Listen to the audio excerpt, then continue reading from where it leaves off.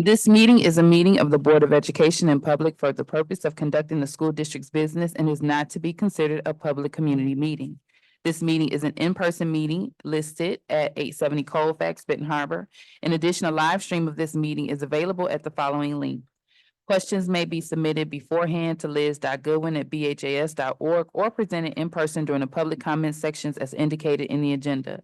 Board members may be contacted through the emails listed below. Requests for special assistance, including for persons with disabilities, may be sent to liz.goodwin@bhas.org.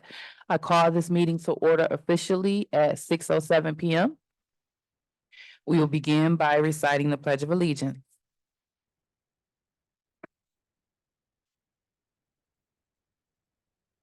I pledge allegiance to the flag of the United States of America and to the republic for which it stands, one nation, under God, indivisible, with liberty and justice for all. Secretary Triplett, can you please do me the honor of calling the roll? President Robinson, Present. Vice President Bowen, Present. Secretary Triplett, present. Treasurer Creighton, Present.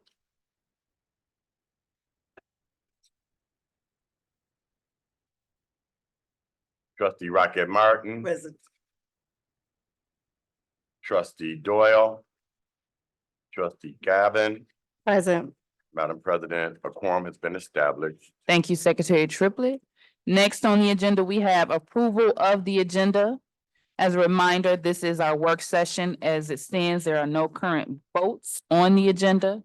So at this time, I'll ask, is there a motion to approve the agenda? So moved. Is there a second or support? Support.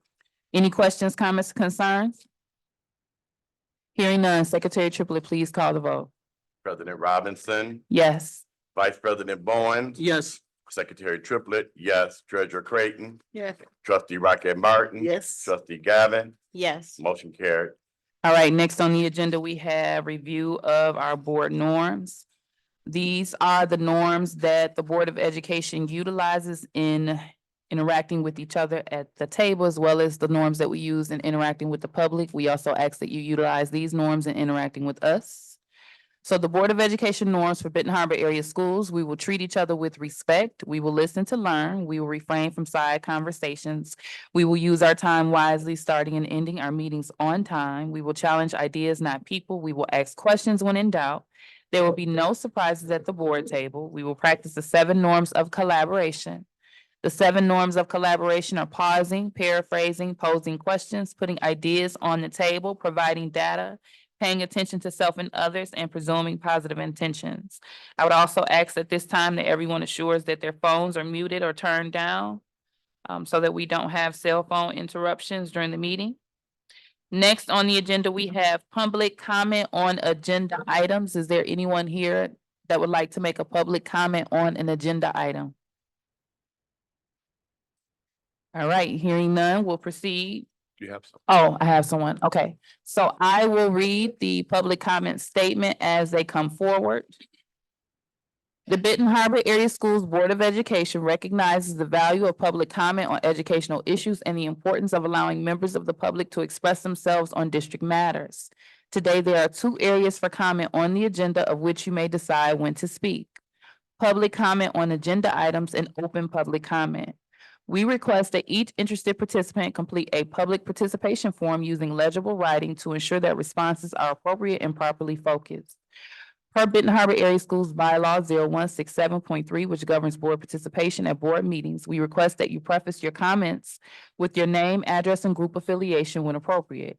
Each statement made by a participant shall be limited to a 3-minute duration, and per our bylaws, no participant may speak more than once on the same topic until any other person has had the opportunity to speak on that topic. Participants may remove their mask when addressing the board. Participants shall direct all comments to the board and not to staff or other participants. The board will listen, take comments and questions under advisement, and not respond at this time.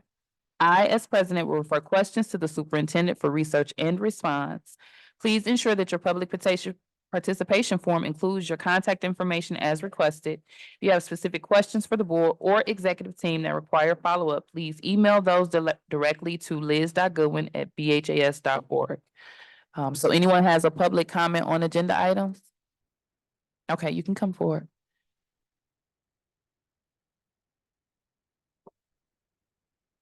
You have the floor. Can you hear me? Okay, I hope this is the right time to say this, but my name is Heather Mueller. I'm currently the parent and Can you- family. Oh, can you hear me now? Mhm. Yeah. Okay. My name is Heather Mueller and I'm currently the parent and family engagement specialist at Kate. I realize that my position is on the list this evening to be eliminated from the district, but that's not why I'm here tonight. I understand the board has to make difficult decisions and do what is in the best interest of the students, and sometimes that means making hard decisions. I do not envy your position. However, I do hope your decisions about the district and staff and children to be well informed, and sadly, this is not the current situation. This is to no fault of your own, but I do feel compelled to express my concerns. On Friday, we had a PD that we had all of us separate and go into breakout sessions. The groups were about 10 to 12 people. In that session, we were asked how we feel about our jobs in the district. There was not one single positive response. In fact, 3 people broke down crying, 2 of which were grown men. Not that there's anything wrong with that. All had stated unhappiness with admin and that no one cares and no one will listen to them. When we returned to the larger group, everyone pretty much had the same experience and almost all groups had staff breaking down and crying. And sadly, what they're saying is 100% accurate. And this is how I know. I recently had a complaint of harassment that I went to HR to discuss my options. I was told by HR that they could only be a sounding board and that Dr. Butts wanted to reiterate to me that he is the head of HR, so any decisions would be made by him. This was said to me knowing that my complaint was regarding him. I was told that I had no other recourse, so I left the meeting feeling hopeless and defeated. I later found out that this is not the policy of HR to turn away staff that have a complaint about the superintendent, but the staff should receive a complaint form that would go to the board since he is your employee. This was not told to me by HR. Finally, a coworker gave it to me, not HR. I reached out to HR and asked why I was told there was no recourse and asked for them to share the form with me. I got no response. I waited a week or so, emailed again, no response. I waited a couple more weeks and resent the email, this time with my director attached, and received a photocopy of a form, which I am currently filling out. I've been told on numerous occasions that I am not to speak to the board. Then I was told that I would be terminated in writing if I reached out to MDE for any support. And at the last meeting, I was told I can no longer speak to Barry and Risa for support. Your staff is suffering. They're being made to suffer alone. These are the people that have put you in your positions. I care about these people. They work extremely hard and they feel alone and are all suffering. I feel like you all need to know these facts in order to make good decisions. You are not receiving all the information you need to receive because it is being stopped before it gets to you. That's all I have to say. Is that it? You can wrap up your statement. Okay, that's it. That it's being prevented from moving further. They're told that if there's a complaint about the superintendent, it doesn't go any further because he is the head of HR, and that's where it ends. And that's all I have to say. Thank you. Thank you. Anyone else for public comment on agenda items?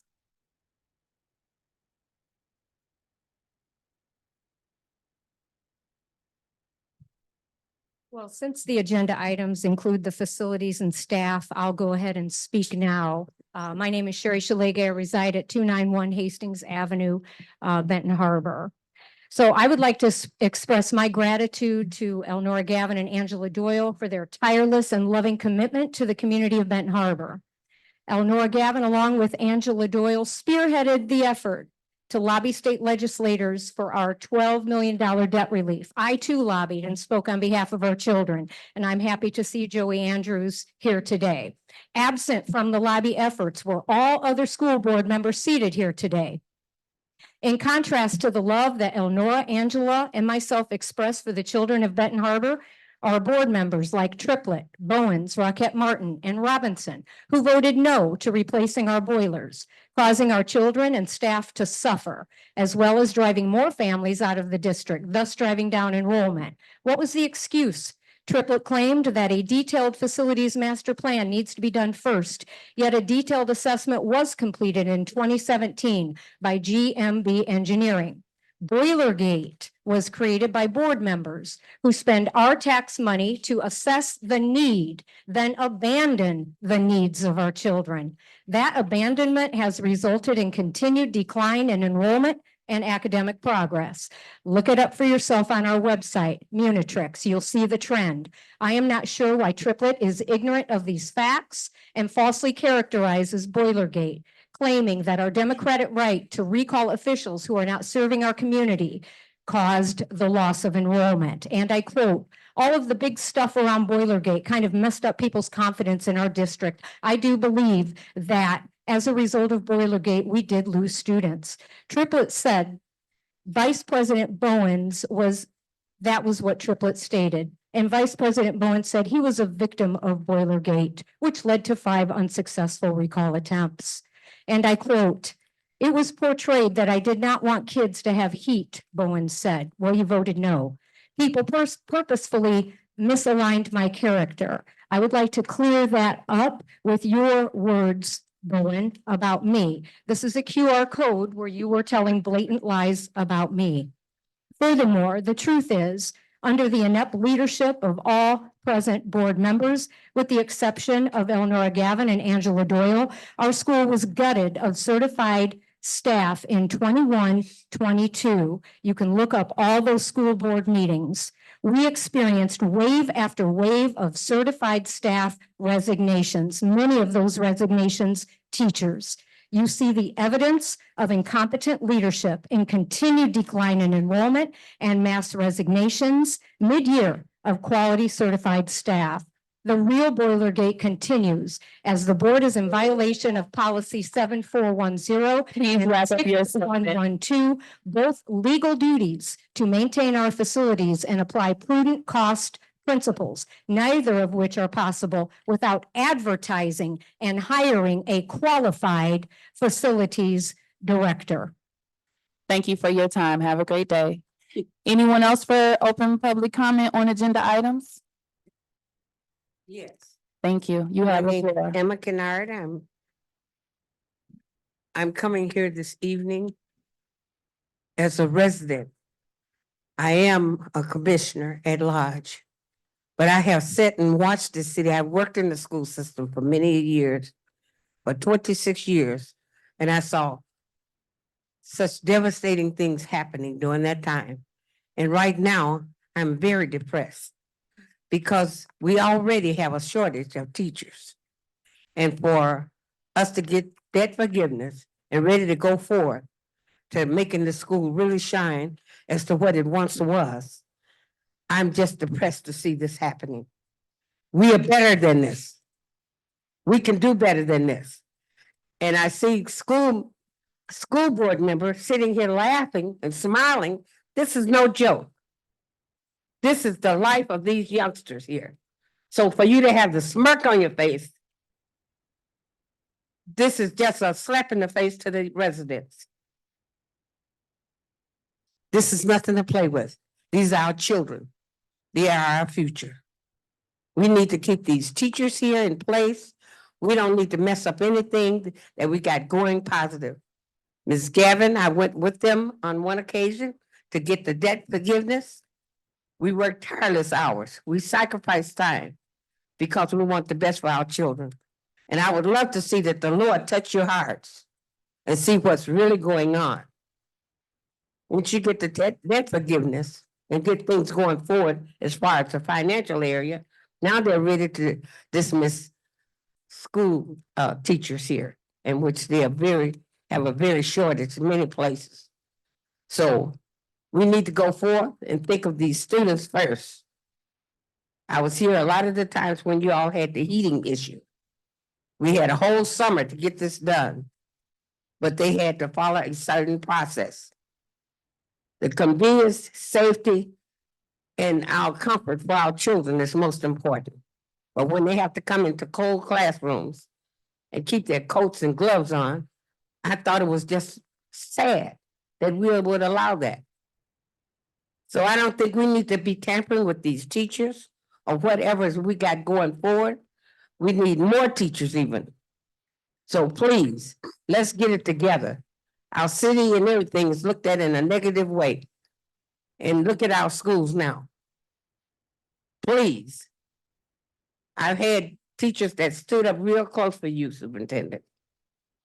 And they're looking for you to make good decisions. So we're looking for you to make a good decision in keeping these teachers here and keeping our children going forward. Anything we can do to make a plus for them, let's work and do that. Thank you. Anyone else on public comment on agenda items? All right, so thank you everyone for your public comments. Next, we have approval of meeting minutes. The meeting minutes that we will be voting to approve at our upcoming meeting, our regular board meeting will be for regular session 3/12/2024. Are there any comments or discussion needed at this time regarding our board minutes? All right, we will be taking vote in our upcoming meeting, so if there are any clarifications or concerns prior, please let us know. We will be moving forward with taking the vote. So next we have board business, a reminder protocol as of 9/13/2022. All comments will be limited to 2 minutes per trustee per topic. We have 2 presentations that are scheduled for this evening. First up, we have Representative Joy Andrews, Commissioner Shockway Pitchford.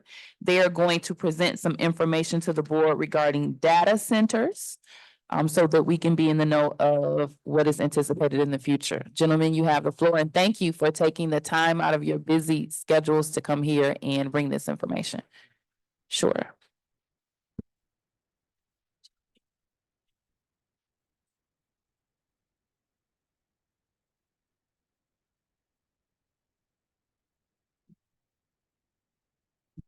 Thank you, board, for giving us an opportunity to present on this today. I'm approaching the school board because we'd like to ask for your support on some legislation that I've co-sponsored with Representative Alabas Farhat from Dearborn in the legislature regarding what are referred to as hyperscale data centers.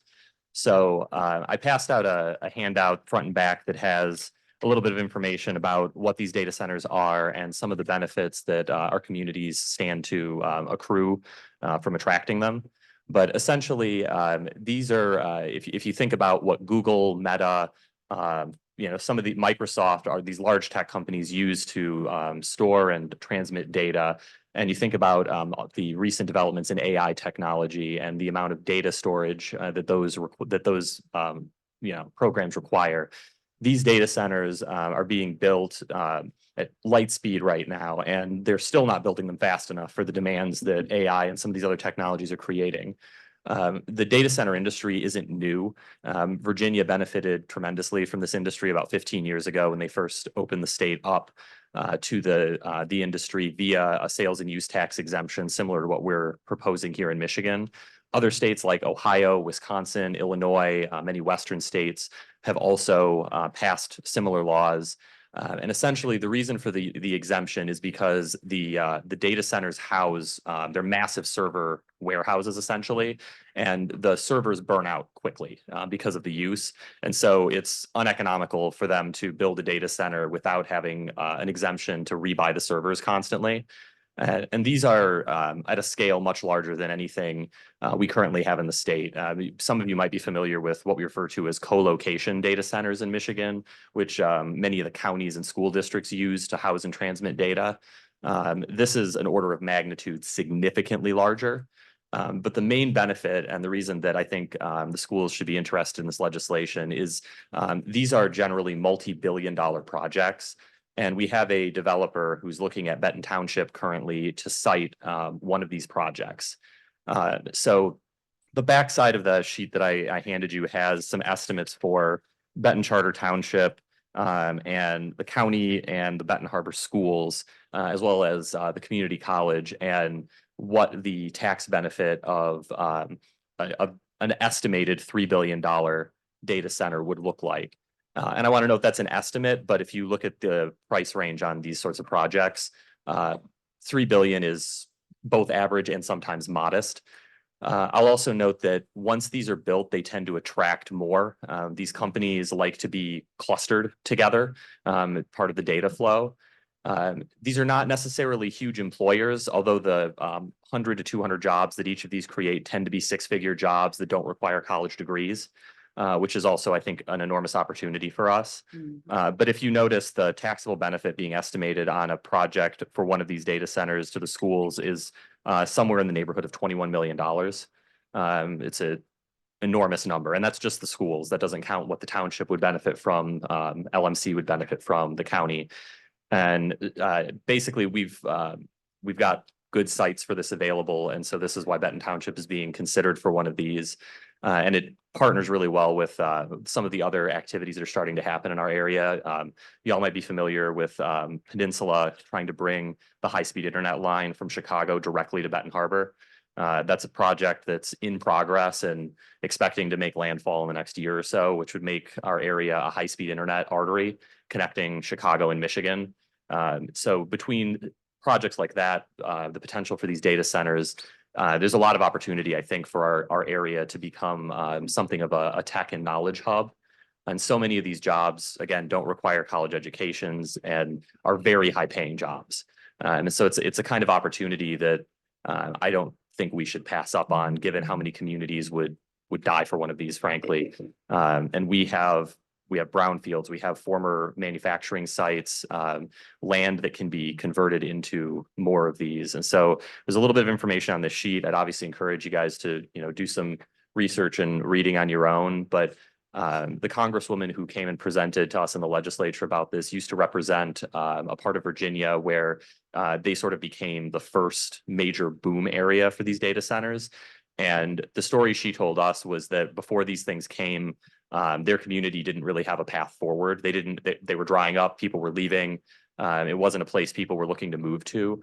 And now they have some of the best schools in the state of Virginia. The community has grown. Everything has been modernized, and all on the back of these data centers coming to their area, and the taxable benefit, the windfall that they provide allowed the communities to cut taxes for residents, for instance. Because the data center was paying so much in taxes. And then with that tax cut to residents, it allowed the local population to thrive in a way that had been a struggle for them previously. Just something that we've seen in many other communities that have been able to attract these. So like I said, I've been one of the lead sponsors on this bill in the House, and really excited about the opportunity. And we'd love to be able to tout the area school's support of this project, given the potential huge benefit. I'll turn it over to Chokwe. He can speak for the county. Thank you. I'm not as tall as Joey. Thank you for the opportunity. I think there are a few times in a person's life when kind of parallel universes collide, and this happened with me with this piece of legislation.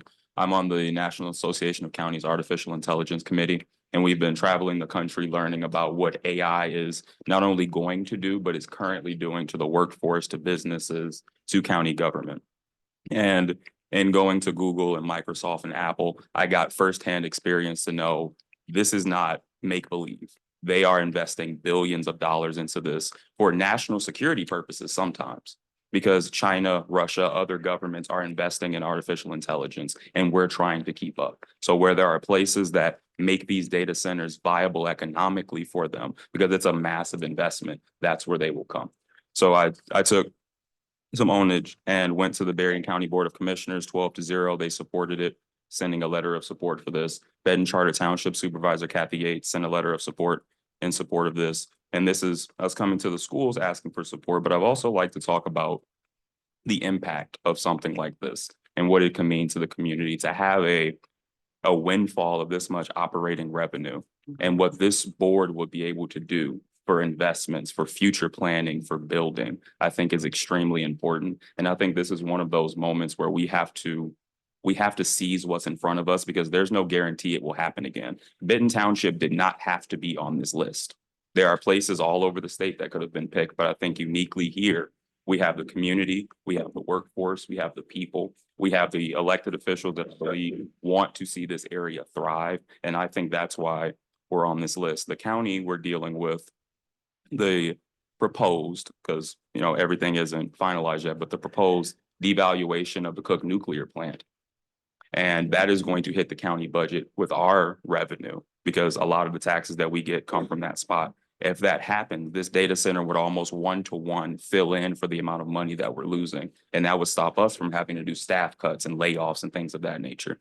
I think with Benton Charter Township, with all the projects happening in the township, things that want to expand, we all know some of the hot spots, right? You got the Orchards Mall, you have things out there that need to be invested in, that need to be fixed. But all the time, it always goes back to, how are you going to pay for it? Where's the money coming from? And the ability for local units of government to possibly reduce taxes for their residents because you have multi-million-dollar windfalls coming in, I think is an opportunity that frankly, a lot of Black communities don't get.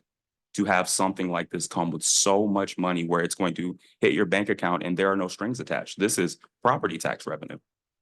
So this is why I was very supportive of it on the county level. I went to the township, I've gone to Lansing, I've spoken with some of the senators, some of the House members really expressing how much I supported, but I would love to see this Board of Education supported as well, because we're all going to share in the benefit of when these come here and the amount of jobs that this will create in the construction of the data center, electrical jobs, plumbing, pipe fitting. They're going to need to build this. And if we're able to, as we've been talking about for a very long time, work with groups like Commissioner Bell is here. He's the recruiter for Workforce Development Institute, trying to get people into the trades to be ready to take on these projects. It's no longer a pipe dream to think about the school to career and technical education to job pipeline. They are coming. And when one data center comes, everyone wants to be right around them. They're going to want to create an ecosystem. And there are places around the country that have become those ecosystems. If you've ever been to Austin, Texas, they're one.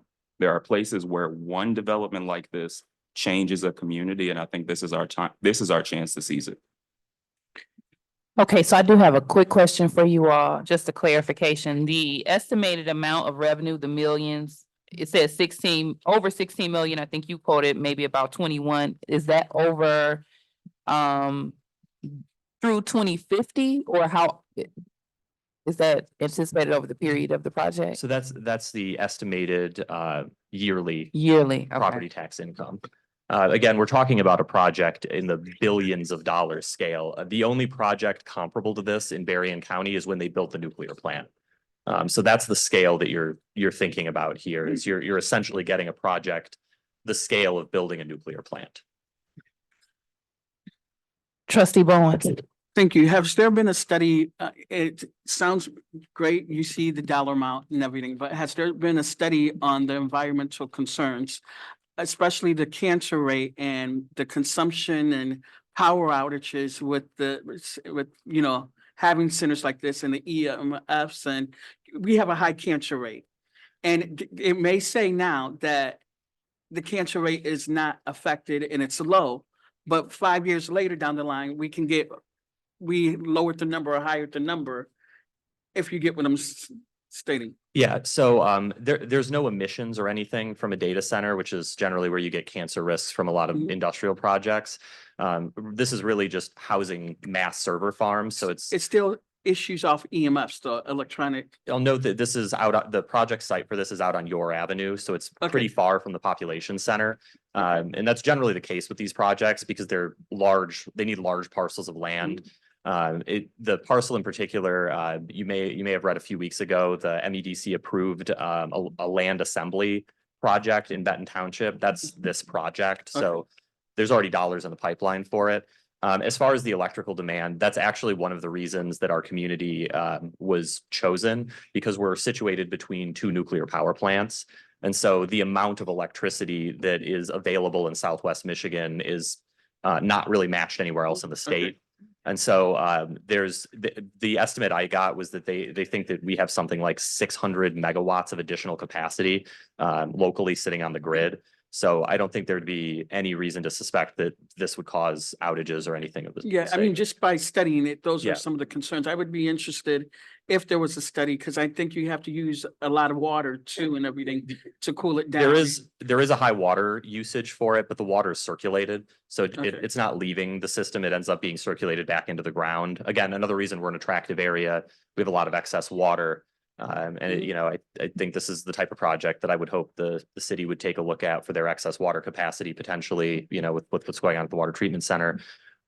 Just, you know, a thought, but we actually meet a lot of those demands. And I would say that this isn't new. There's a lot of communities around the country that have been doing this for decades now. So if there were problems, they would have come up. I mean, those are problems. That's why I asked. I just would be interested to see a study, Sure. you know, why they're saying some of those concerns. So if you guys ever get one. Yeah. Please forward it. Thank you. One thing that could be interesting, and I could send it to you, when I went to the Senate and watched the testimony from the bill sponsors, Mhm. Curtis Hertel, I believe. Kevin, thank you, Kevin Hertel. This issue actually came up, Senator Bayer, which was talking about the environmental impact of this. And there was a really good conversation about the consumption of water being next to Lake Michigan, making sure that we're not abusing the Mhm. resource that we have here just because you have this massive data center that wants to come in. Doesn't mean you should let them pillage your resources that you have for your community. And there was a really good conversation about that. So I'll send that over to you. I think it's worth reading, Thank you. or at least in the listening. Secretary Triplett. First of all, I'd like to take this opportunity to thank you all, both of you. As elected officials, we haven't seen that in some time. You know, where our elected officials, those that are representing us at the state level and at the local level, we haven't seen many of them coming out and really standing in the gap for Benton Harbor and Benton Harbor area schools. So I really appreciate that. That's number one. Number two, I'm quite sure if you brought this to us, that you've already vetted and done all of the work and the research for what's best for Southwest Michigan and for Barron County, Benton Township, and what have you. So I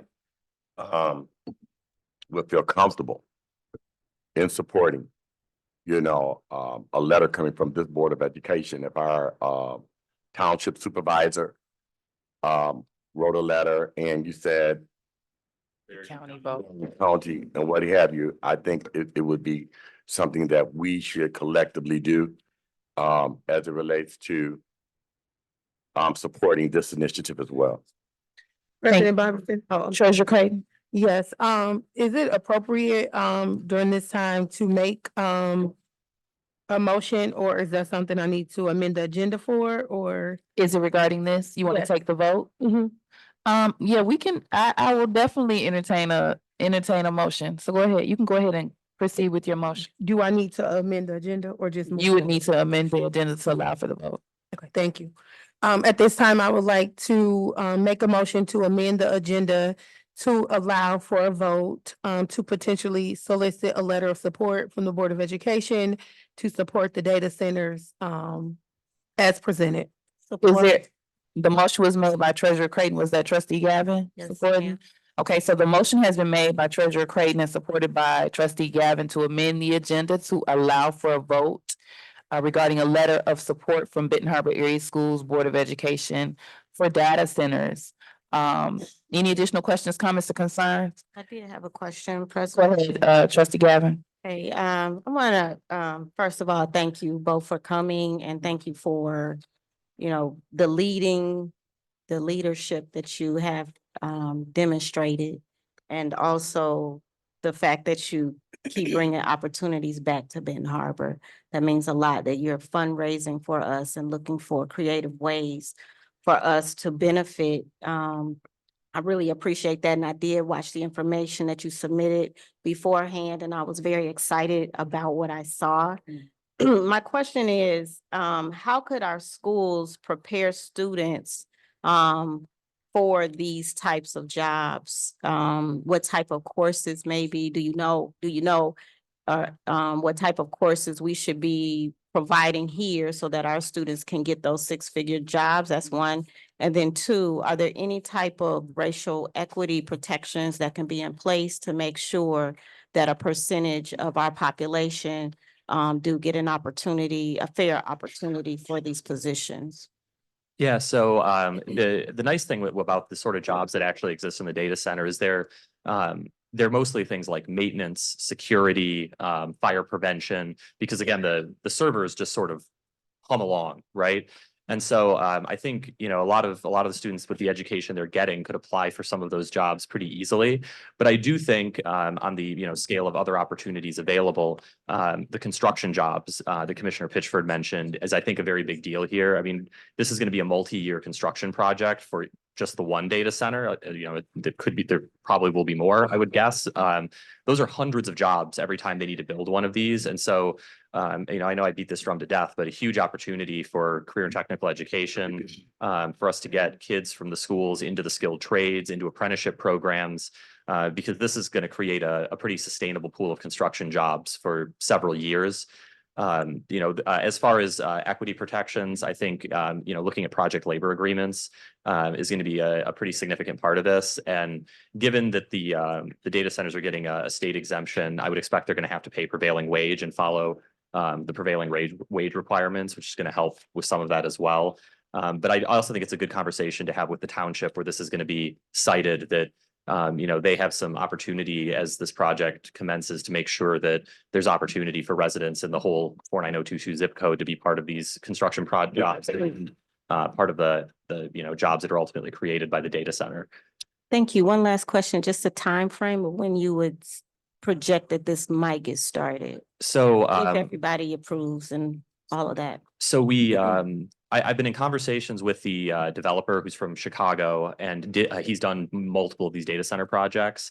And they told me that after the bill moved out of the House and it's currently waiting to move out of the Senate, that the number of phone calls he got from Facebook and Google and companies like that increased about 100-fold.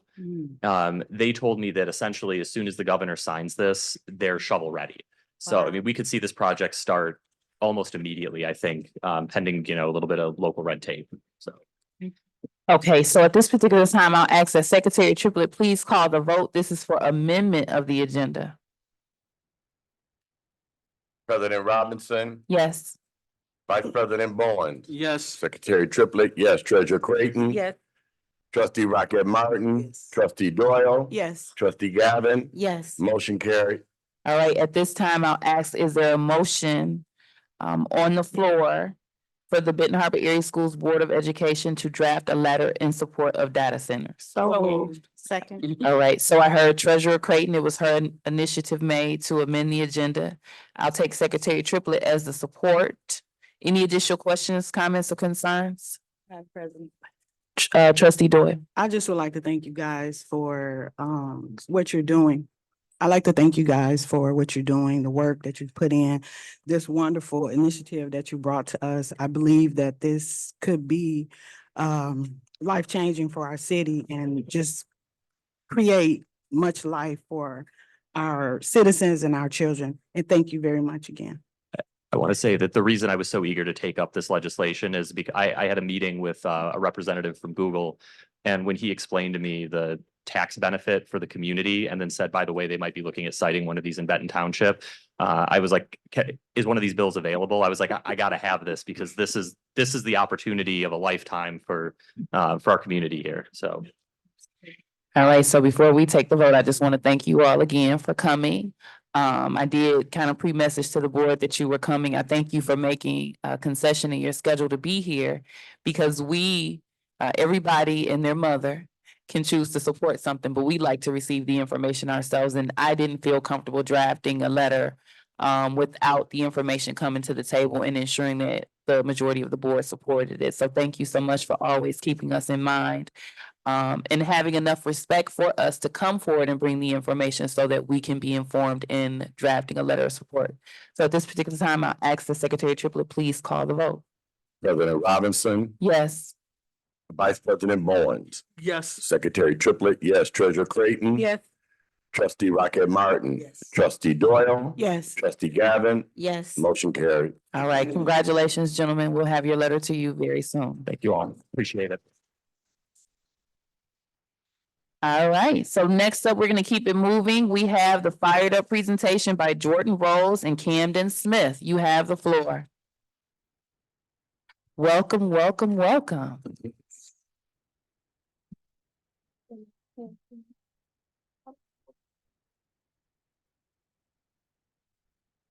Presentation, there is one somewhere. 。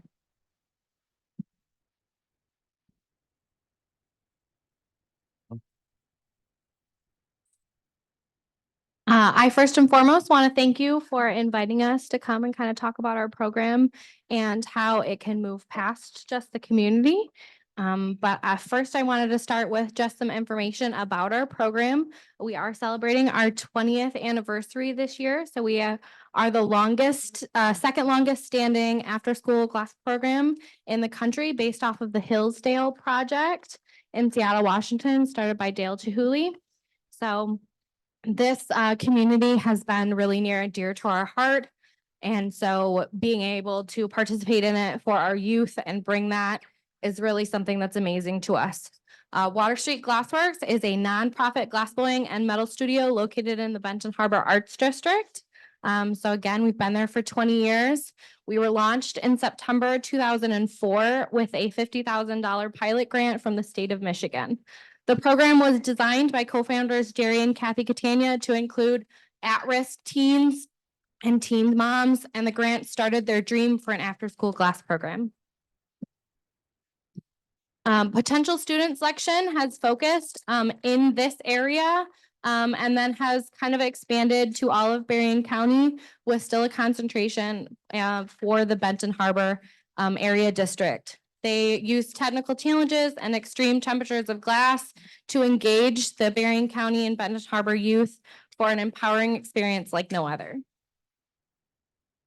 Because we are a nonprofit, our funding currently comes from 3 local local state foundations, donors, and sponsors, as well as fundraising events. 30% of sales of the students' artwork that they create throughout the year goes back to our program. 70% goes to the students at the end of the year. 100% comes from any production pieces that they create and design themselves and sell at the end of the year at the art fair. The annual cost per student is around $1,800 per student. All students attend tuition free. This year we had 21 students. Actually, we snuck in an extra one between ages 12 to 18. They're allowed to choose between 3 different programs: glass blowing, flame working and jewelry, or kiln fired glass known as fusing. We have 4 instructors that teach within those studios, as well as a coordinator. In addition to that, it takes countless volunteers that provide driving, snacks, parents, mentors who assist with college applications, as well as field trips and chaperones. At the end of the year, our program culminates in a professional entrepreneurial experience at the Krazel Art Fair, where the students will come talk about their craft as well as sell their pieces. And again, 30% goes back to the program and 70% goes back to the students. And then here's just kind of some pictures of our studio spaces. And then I'm going to step to the side. This is Camden. He's been in the program for 6 years, and he's going to talk about how it's kind of affected him and what he's taken away from it.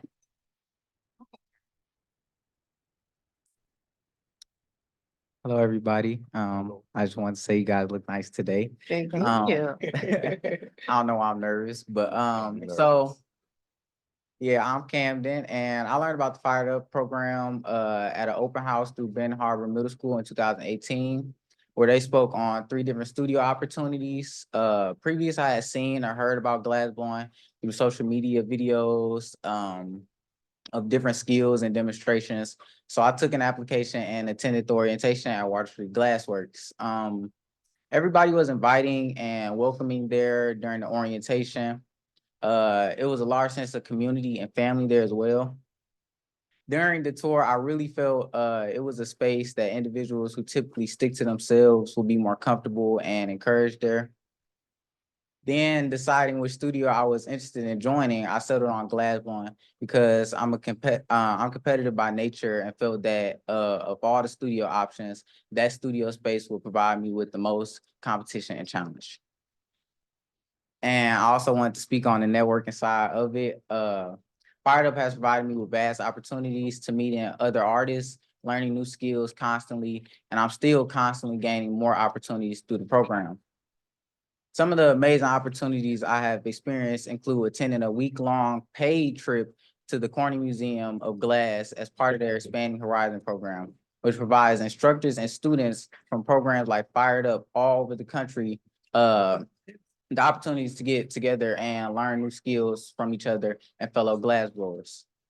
This trip included my first trip on a plane as well. It was very fun. I was very nervous. I also was given the opportunity to attend the Glass Art Society Conference in Detroit, Michigan, where I had the privilege to see demos from artists around the world, shop glass tours I had never seen before, and take a tour of college campuses in Detroit where they offer a degree in glass blowing.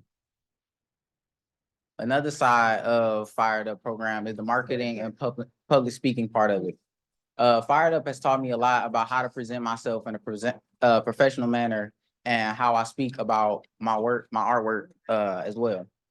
It also has taught me how to sell myself to consumers that buy my art at the annual art fair in St. Joe. Fired Up has also changed how I present myself in interviewing, as far as being able to highlight skills like timeliness, public speaking, hard work, customer service, teamwork, and adaptiveness. And finally, just my experience. I've been doing this for going on 6 years. I've been doing glass blowing. They do give the opportunity for you to change which studio you're in. You just have to do a 2-year commitment. But I decided I want to do my whole 6 years in glass blowing.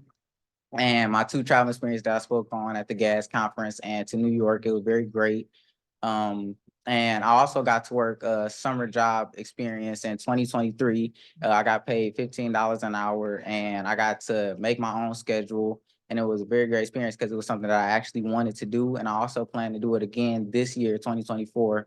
And I hope that goes well. I'm pretty sure it will. And we also get volunteering hours, those good to have to go on your resume as well. And I've got a couple. My recent one was at the Hot Glass Cold Beer. I volunteered there, got those volunteer hours to do something that I love to do, which is blow glass. And it's given me a sense of pride in my community, both in Ben Harbor and the art community. And it's also opened doors to curiosity and knowledge about the craft of hand-blown glass historically and production-wise. Thank you.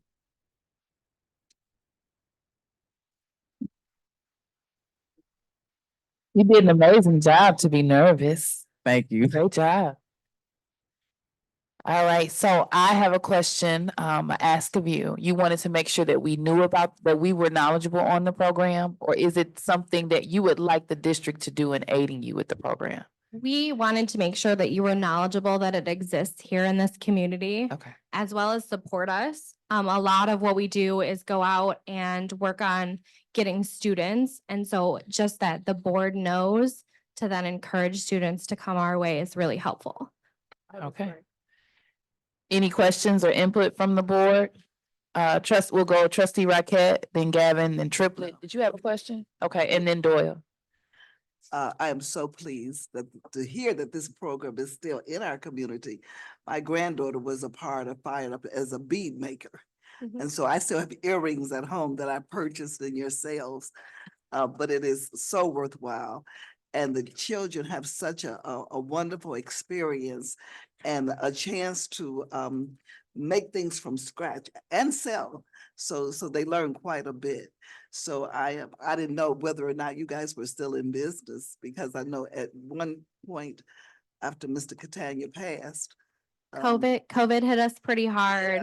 Yeah, We spent at least a year and a half not being able to that's interact what- with students, So so. I'm glad to see that you're up and running, and it's a wonderful opportunity, especially for children that are interested in the arts. Absolutely. Trustee Gavin? I remember Camden did a lot of support in helping us with our Peace for Life work. I remember you, very proud of you. Was that Mahala Fuller in one of those pictures? Okay, so I remember going to your program, and Mahala I believe he was a glass blower. And what I loved about your program is that the students were able to sell their work. Is that still what you're doing? So there's an entrepreneur piece in there as well. Yep, so we have them kind of work on their pieces all year, so they'll start from usually September to around April creating their own line of works. They then take those and submit them to local area shows. So we participate in the Box Factory has an area high school show. The Kalamazoo Institute of Art also has one. And then this year we added the Scholastic Arts and Writing Awards in South Bend and added that as another show that they go to. Once those shows finish and around April, they start creating a production line. We call it the Pay It Forward. So that goes back to the program. And then at the end of the year, the Krasel Art Fair, they'll participate in that and sell their own work. That's where the 30-70 split comes from.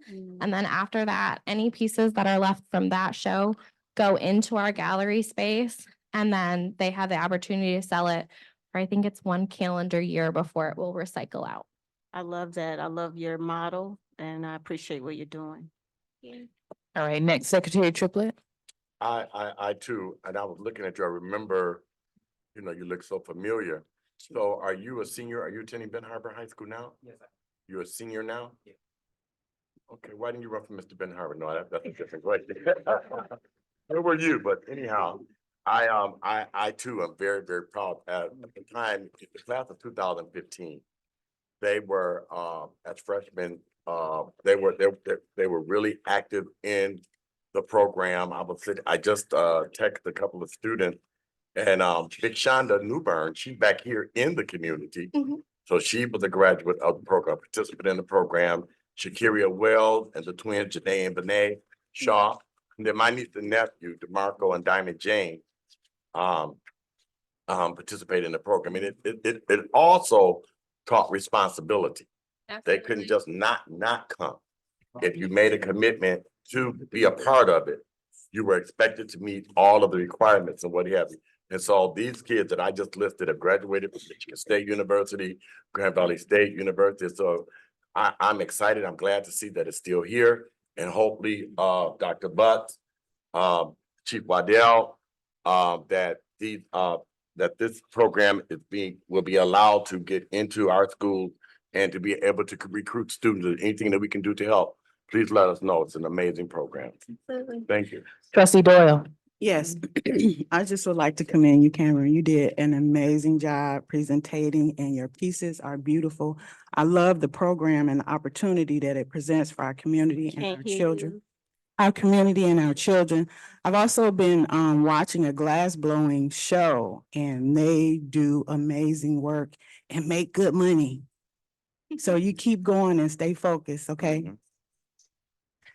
So I will add, I thank you for coming before us and ensuring we were aware. I've heard of the program, but just ensuring the full board and the public had an opportunity to hear about the great work that you did. And again, I want to commend you for how well you presented and advocated for the program. And you announced at the beginning that you were nervous and you did an amazing job. So you have to always ensure that you do it afraid, because often doing it afraid produces your best outcome. So I'm proud of you. I'm proud to know that you're one of our students. I think representation matters. And I look forward to seeing you being a trailblazer in this lane. And I hope that as they proceed with coming into the district and talking to our students about the program, I would like to see you accompany them so that our students can see themselves in the program and hear from you directly. So thank you for coming before us. It's appreciated. Thank you again for having us. All right.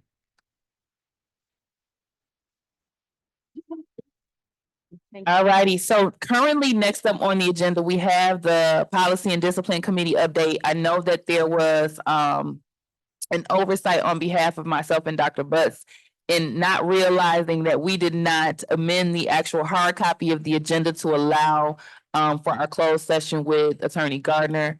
I believe that he's gonna give us an opinion of counsel concerning Dr. Butts, isn't it, regarding the potential right sizing of the district? Okay, so my clarification to you is, are we wanting to amend the agenda at this particular time, or do we want to do policy and discipline and then amend? Madam President, You have the floor. I make a motion that we amend the agenda for a closed session for the time opinion of counsel under 0167.2. Support. All right, the motion has been made by Treasurer Creighton and supported by Trustee Bowens. Any additional questions, comments, concerns for the board? This is just to amend the agenda to allow for the vote to enter into closed session.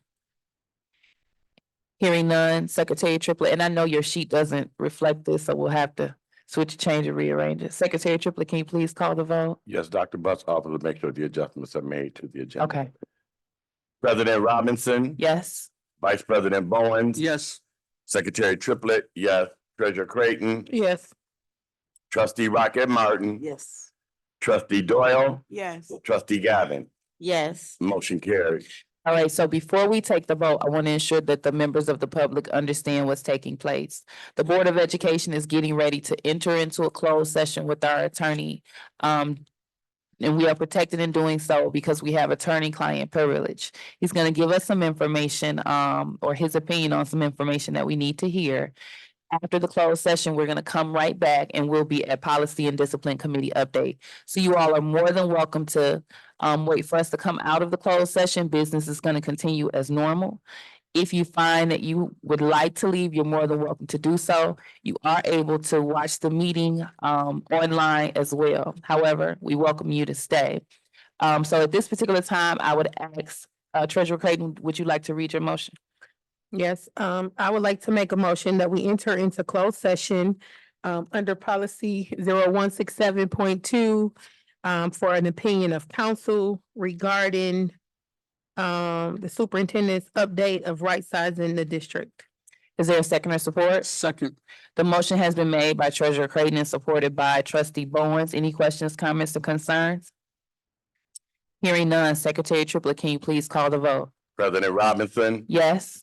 Vice President Bowens. Yes. Secretary Triplett, yes. Treasurer Creighton. Yes.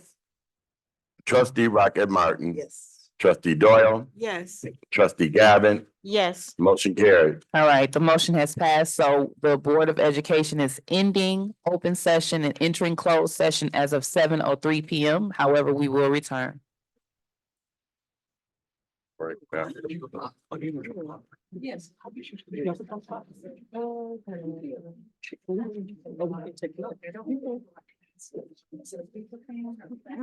It's a fabric with leather and African fabric.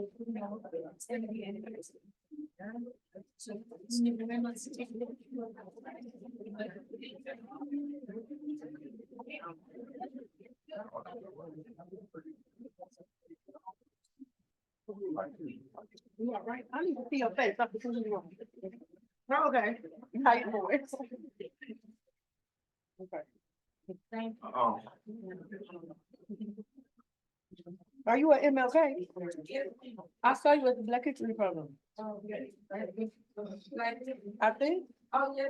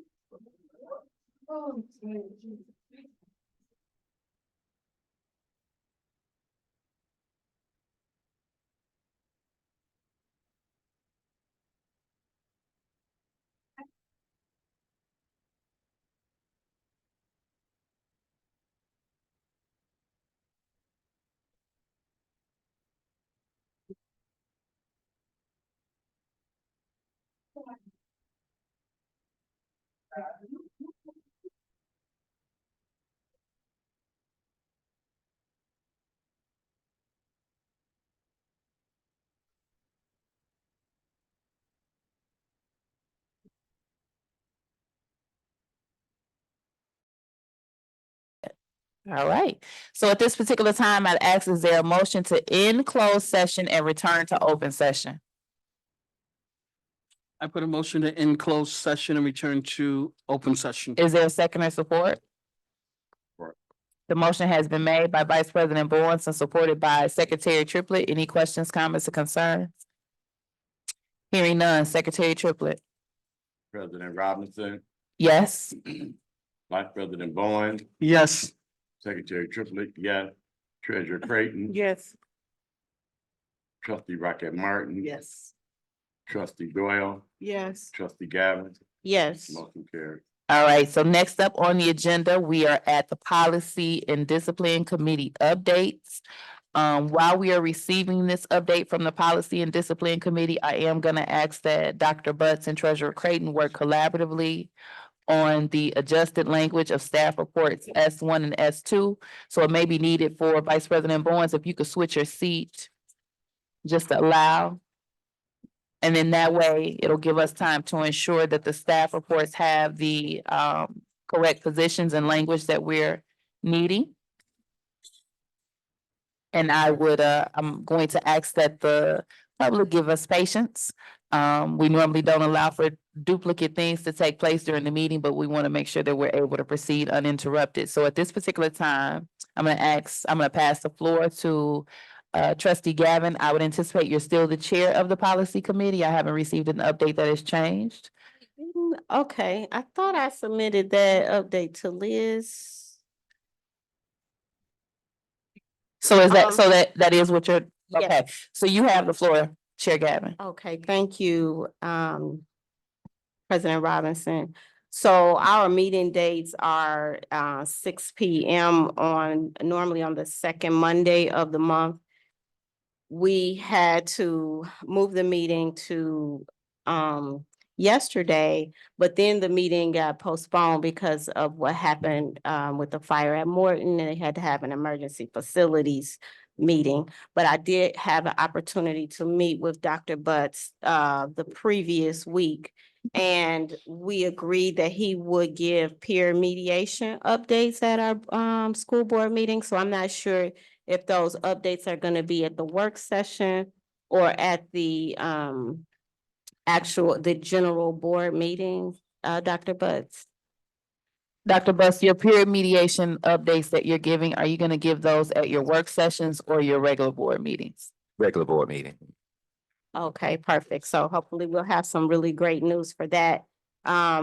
Just checked in with him. We're still going to be dealing with the discipline policy review. I would really like to get the board's input on that. We're wanting the school board members to we're deciding whether or not school board members should participate in the expulsion hearing on the front end or keep it as is, in which we don't get involved unless there is an appeal. And also if there are any other issues that you all would like to add on the policy committee agenda, please let me know. I will be happy to add that. Yeah, policies 5610 and 5611. Those are the policies that speak to the board participating in the expulsion hearings. And the question is whether or not we want to be involved on the front end or as we have been recently, in which we don't get involved unless there is a appeal of the expulsion. I personally prefer that we get involved at the on the front end. It gives us an idea to know what's going on, but we also have to consider that, you know, if the board members are not present, the superintendent still needs to be able to move forward with that expulsion hearing. So what we're considering is this policy include the board and the superintendent, and if the board committee is not present, the superintendent and his staff are able to move forward. So I would love to get your, board feedback as we are considering that policy among the others. Trustee Gavin, Yeah. would you mind in your review of that policy and your preparation to bring it to the board? Can you take a look at some of the policy of our neighboring school districts and see if are they all doing it on the front end? Or have we looked at that? So I'm glad you said that. The other thing is when we review the policy, I know that Dr. Butts said that it's a superintendent, it starts with the superintendent. But the policy does say board / superintendent. So I think that, and it also comes from Neola, so I would think that Neola introduced those policies to our neighboring districts, but I can always contact Chris Rice with Neola Okay, and ask him for details on that. Secretary, Chair Gavin, you still have the floor to pass. Yeah, okay, Yes. so I think I requested, that we look at the policy that we had for expulsion previously, before the, previous, superintendent, came in and changed it. So we Yes. have it on file because this is my, belief, and it worked well. But, I think, and it was switched abruptly when they brought a student for expulsion to a hearing, and they did not have everything in order. And the board, the 3 members that was on that committee, denied the expulsion. So the next meeting, there was something done where the superintendent was given the power to just expel students. And the policy was written like this. If the principal, something happens at a school, the principal makes a recommendation, do the investigation for a student to be expelled. There are certain laws that just automatically expel students for guns and things like that, but the principal brings the report to the superintendent. The superintendent reads the report and the investigation and make the determination whether or not they want to bring it before the Board of Education. And then the Board of Education makes the decision. The final decision comes before 3 members of the Board of Education to whether expel or not expel that student. What I would say is, and I appreciate that, the problem is the attendance of the board, right? So we have to have 3 committee members who are willing to attend those hearings as needed. And if they're not available and Liz cannot cannot schedule them, then that holds up that process, and those students have a right to be heard within a certain period of time. But So what I'm, hoping is that we will create some flexibility that would allow us to be present, but then if we are not fulfilling our duties, it also allows the But school district to go forward. But we have time, Yeah, so you're but gonna I be was saying, needing, because what it does, it gives the student due process. It yes. gives, and then that's the thing, that's the piece that's missing, because we're not providing the due process. And so, say for instance, that we're the 3 that's on we're representative of the board. I cannot make it. All they have to do is call an additional board member, but it has to be 3 board members present. Trustee Gavin, I you. think that was, I just want to thank you for thinking of that as it relates to our availability, because this is a rock star board. A lot of us have a lot of other advocacy related things that we're doing outside of our day-to-day jobs that often coincide with the school district schedule. And so I would hate for there to be delays in the process because of lack of availability or response from the board, which we have to be honest is something that occurs. So I do look forward to seeing what comes out of committee and what's presented. And I think it's definitely a worthwhile conversation to review. Absolutely. Thank you so much, President Robinson. And I'm just excited with us being able to combine the discipline committee with the policy committee. I think we need to, there are ways that we can be a lot more proactive in helping with discipline and interventions and, identifying policies that work for everybody. So super excited about what's to come. And was there anybody else who had any questions or concerns? Okay, good deal. I'll turn it over to you, President Robinson. All right, so thank you for your update provided by the discipline committee. Next up technically is Dr. Butt's partnership agreement update and strategic plan update. I've noticed that you tend to provide the actual full updates in your regular board meetings, Dr. Butt. Is that your intent for our next board meeting to go through those thoroughly? Yes, ma'am. Okay, so to the board and to the public, we do have, he always provides, normally we get that nice chart. We would like that chart this time before the meeting. And if you could send it out to us, attached, linked to the agenda so that if there's any questions that we have prior to the regular board meeting, we're able to get those addressed or send those to you. So as stated, the partnership agreement update and the strategic plan update will be provided during our regular board meeting, which is the second Tuesday in April. So technically at this particular time, we are at staff report S1 and staff report S2. Dr. Buss, have you all been able to finalize the language? Yes, ma'am. All right, so I'll pass the floor to you, Dr. Buss, and just an update to the public. So there were some things that were presented to the board originally that were placed on the agenda. After we've been able to consult with legal counsel, some adjustments have been made. And so Dr. Buss is going to present those adjustments to us now. So this is new to the public. And then once presented, we actually will be taking a vote.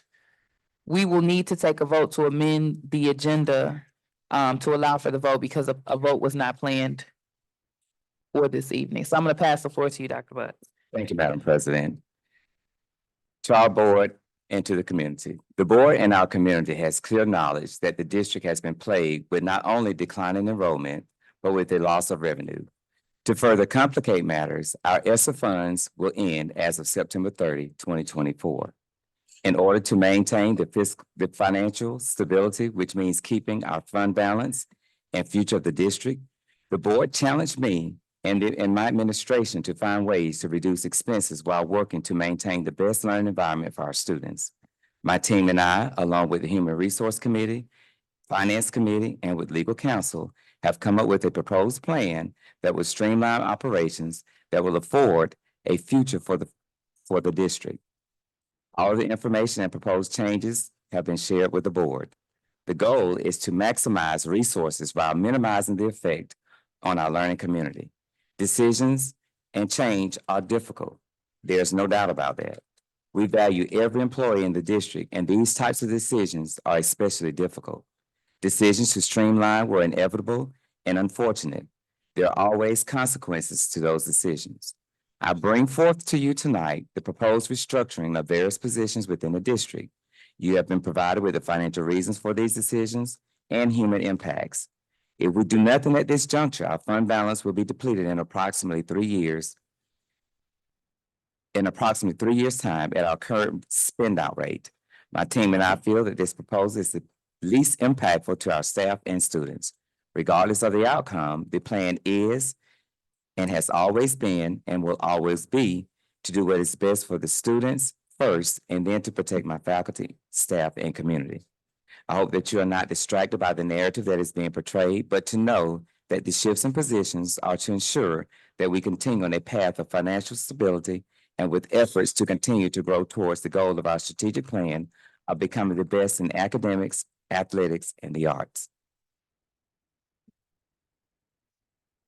You may proceed with staff report S1. Thank you, Madam President. Staff report S1 submitting for board consideration to approve the creation of the following positions to begin the 2024-2025 school year. Descriptions and salaries will be determined pending contract negotiations. Facts and analysis. After a thorough and fiscally responsible review of existing positions within the district, it is necessary to create new positions that reflect a consolidation of duties and create a process that promotes a long-term, fiscally responsible vision for the district. Aspects of former district positions have been either consolidated or reassigned to reflect a sustainable model for the future. Policy reference 3111/4111, creating a position. Strategic plan, goal reference, personnel leadership. Benton Harbor area schools will recruit, hire, develop, and retain the best staff to improve student outcomes. New positions for board approval, Director of Human Resources, General Fund, Prior General Fund, effective date 4/9/24. Director of Student Support Services, General Fund, prior source of funding, General Fund, effective date 4/9/24. Director of Academics, source funding, General Fund, and my CLSD.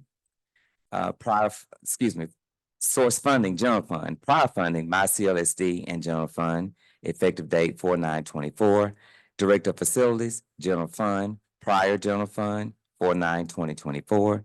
Director of Finance, general fund, prior general fund, 4/9/2024. Can you proceed with your recommended action, sir? Recommended action that the Benton Harbor Area School Board of Education votes to approve the creation of the listed above positions as presented. All right, and so then I'll ask that you proceed with the presentation of staff report S2.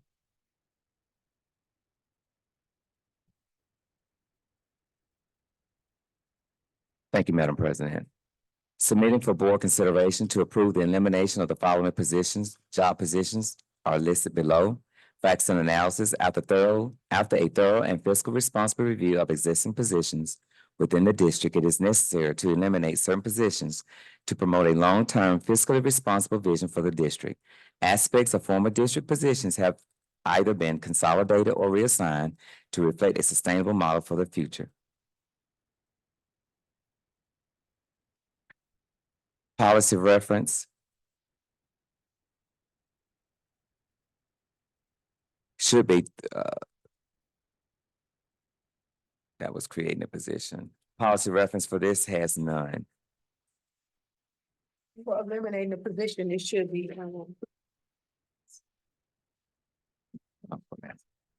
Okay, you can proceed and then we can look, we have time to look that up. Strategic plan goal reference, personnel leadership, Benton Harbor area schools will recruit, hire, develop, and retain the best staff to improve student outcomes. Job positions to be eliminated and or restructured. Chief Academic Officer, effective date 6/30/2024. Chief of Student Support Services, effective date 6/30/2024. Chief Human Resource Officer, effective date 6/30/2024. Director of Literacy and Curriculum, effective date 6/30/2024. Chief Financial Officer, effective date 6/30/2024. The recommended action that the Benton Harbor Area School Board of Education votes to approve the elimination of the above listed positions as presented. Okay, so at this time, and I know that we're still working to get the policy for elimination. At this time, I'll ask, is there a motion to amend the agenda to allow for votes tonight for staff report S1 and S2 as presented? Vote to amend the agenda. Is there a second or support? I second. The motion has been made by trustee Raquel Martin and supported by trustee Bowens. Any questions, comments, or concerns regarding the amendment? We still have time to actually have the discussion when the vote takes place. Hearing none, Secretary Triplett. My hand is up. Oh, go ahead. My question was about the position in here, where is that? That literacy. I'm trying to find it on here. Oh, Director, go down, Director of- Ms. Goodwin, if you could go Director down. of Literacy and Curriculum. Why is that position on there? Dr. Butts. That position was vacated earlier by a former employee. I guess, this position was tied to a partnership agreement. And isn't it funded through that? And didn't we make a promise of some sort with our partnership agreement? And there are funds for this position, so I'm not understanding, not to mention it's important, literacy and curriculum. And they're all important, but like, why is that on there?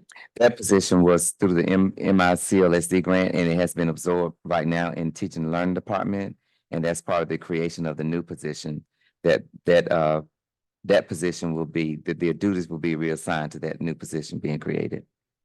Is it a position that has this been run by the state in terms of partnership agreement? Yes, ma'am, it has been. They've been fully aware of the changes that had already, the shift in the duties in the Teaching and Learning Department.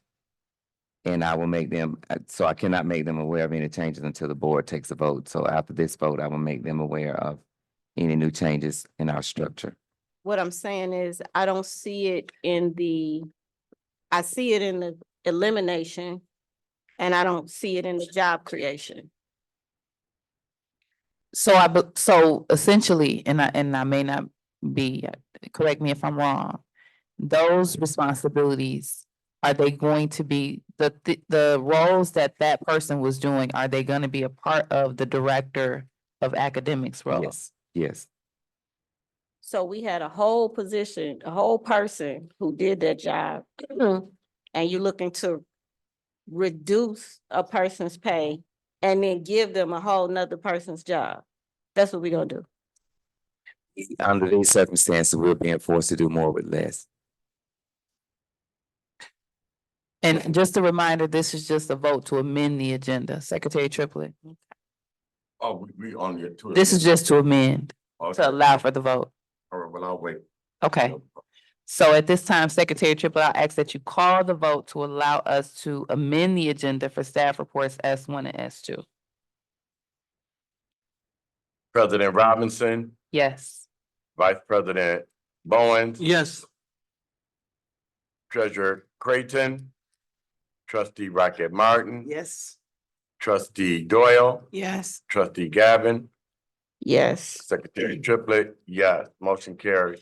All right, so now we're gonna go right into the discussion. I know we normally deal with things separately. We will take the vote on each staff report individually. However, because the conversations are merged, we're just gonna do one discussion on these topics and then take our subsequent votes, if that's okay with the board.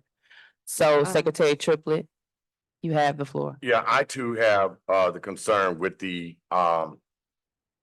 Director of Literacy and Curriculum, which is a very, very important position with the partnership agreement. And so at this table, you are saying to us that this is not a required position for the partnership agreement, and that we would not be making a mistake by eliminating this position. Is that clear?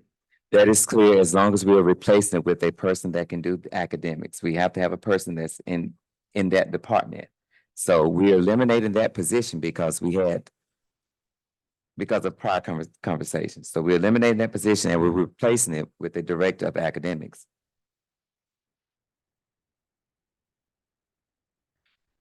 So the floor is open with conversation. If there's any other comments from the board, Treasurer Creighton, I'm sorry, did you have anything to add, comment wise at this particular time? Because we're already at potential vote, no one else is really saying much. You had an additional comment, Trustee Gavin? Oh, yeah, oh, yeah. Okay, go ahead, you have the floor. Okay, so what I want to say is that I definitely understand the importance of fiscal responsibility.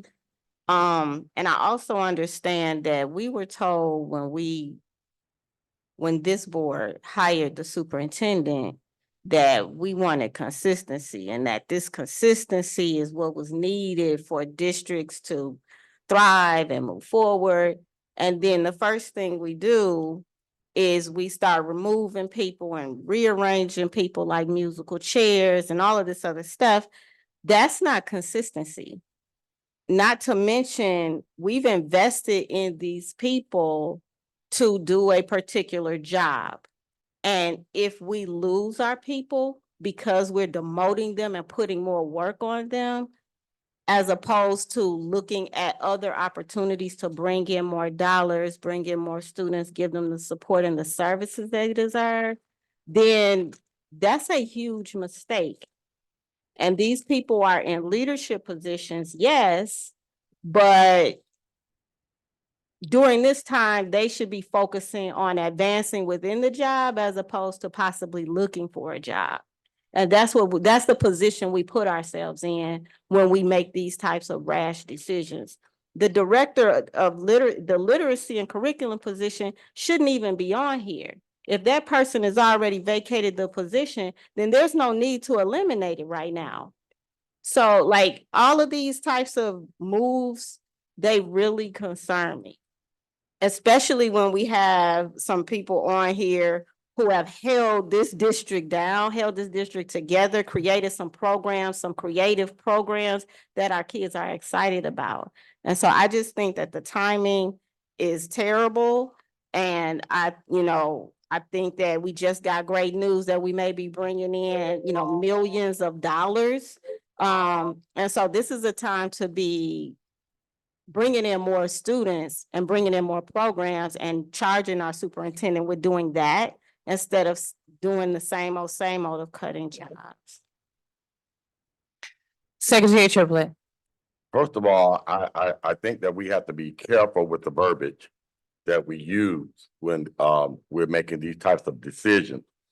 And when we talk about being fiscally responsible, because I too am concerned.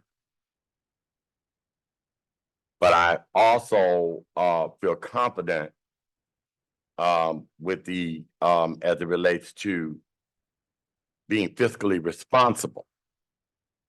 I am glad that what was sent out to the public and those names that were put on that list, that they're not up here tonight. Also, I think it's important that it's not about individual, because these positions will be redefined and they will be within alignment with what we will be able to afford. One of the reasons why we have lost students is because a lot of times our conduct as adults and what we put out here in this community. It was stated up here that we have teachers on this list that was put out. I don't know who put it out, our information packet. I don't know how it got out, but it was different people. There was not one teacher on that list.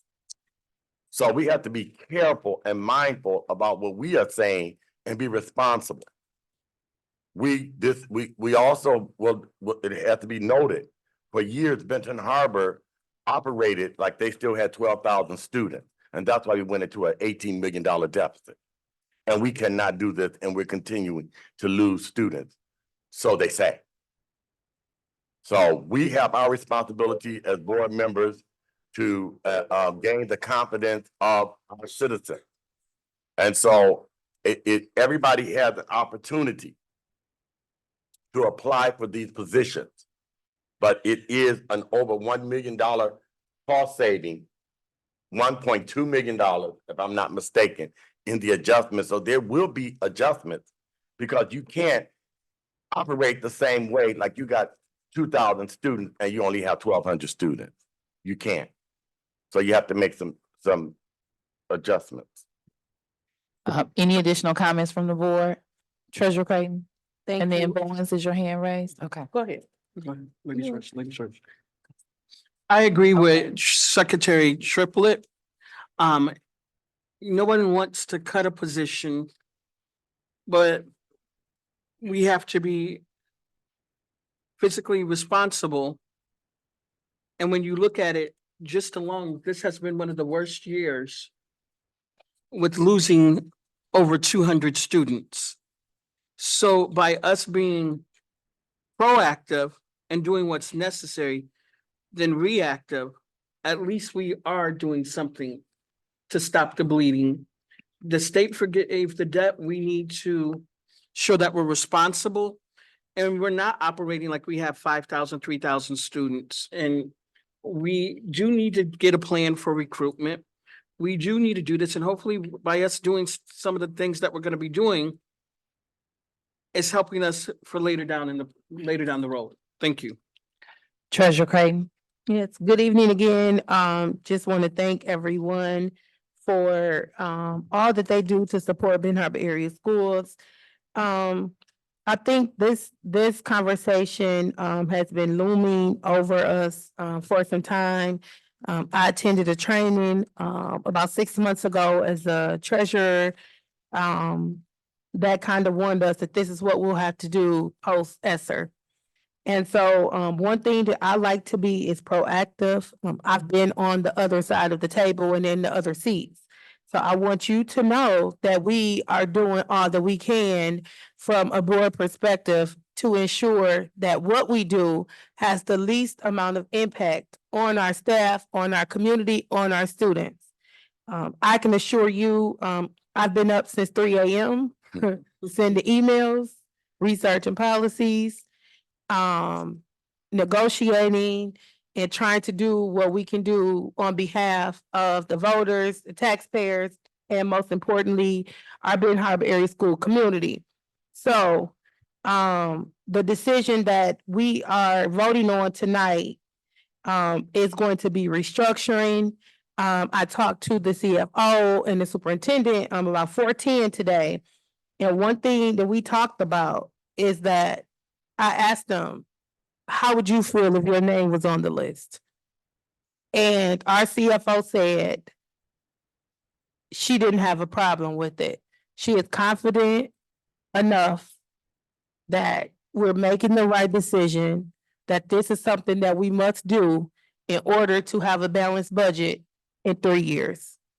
So tonight, I support the restructuring of the chief positions being a start to this restructuring. I think it says a lot about the cabinet and the administration if they're willing to do what's right by putting themselves on the line first. So, that's where I am with it.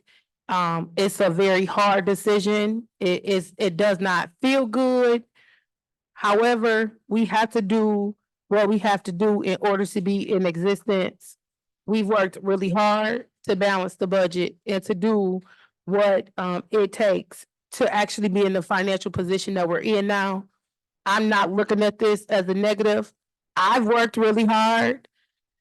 This cabinet and this board has worked really hard to do what it takes to be able to make these decisions. So yes, it's a hard decision, but if they're the most qualified people for the job and they're committed, they're willing to make the financial adjustments in their lives to serve this community. And that's dedication. So tonight, I'm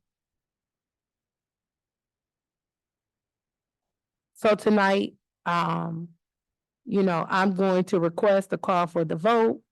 And it is my hope that we can do this with fidelity, that we can move forward with transparency, and that we don't continue to operate in silos, but we do what's best for Benton Harbor, even if it means that it affects us. Thank you. Treasurer Creighton, would you mind if I just say something for 2 seconds? I know you called for the vote. Go ahead. Okay. The only thing that I want to add as a historical context, prior to maybe about, I think it was 2020, there were no chiefs. And so I don't even know if it was directors or what the roles were, but there were no chiefs. Chiefs were created and not the positions, all of the chiefs that we had, those were developed under the previous administration. So we've been having conversations that we're so top heavy as it relates to the amount of students that we have. And so this is the district's direct response to trying to get back to the model that we had previously and making sure that we don't have 5 or 6 or 7 people at the top or how many ever that we're so top heavy, but then we only have a small amount of students. You have to make it make sense. And so essentially, as what's been stated by our other trustees, this is not personal. It's about doing what's best for Benton Harbor area schools. And so I have faith that the votes will reflect what is in the best interest of the district. So at this particular time, Secretary Triplett, I'm going to ask that you please call the vote for staff report S1, which is the district right size position creation of. There was no motion to approve. Oh, is there a motion to approve staff report S1? How were we in discussion without motion? It was a motion. You had a motion. Did we? Yeah, we did them both. No, I went right into discussion before the motion. We just did discussion on both together. So is there a motion to approve staff report S1?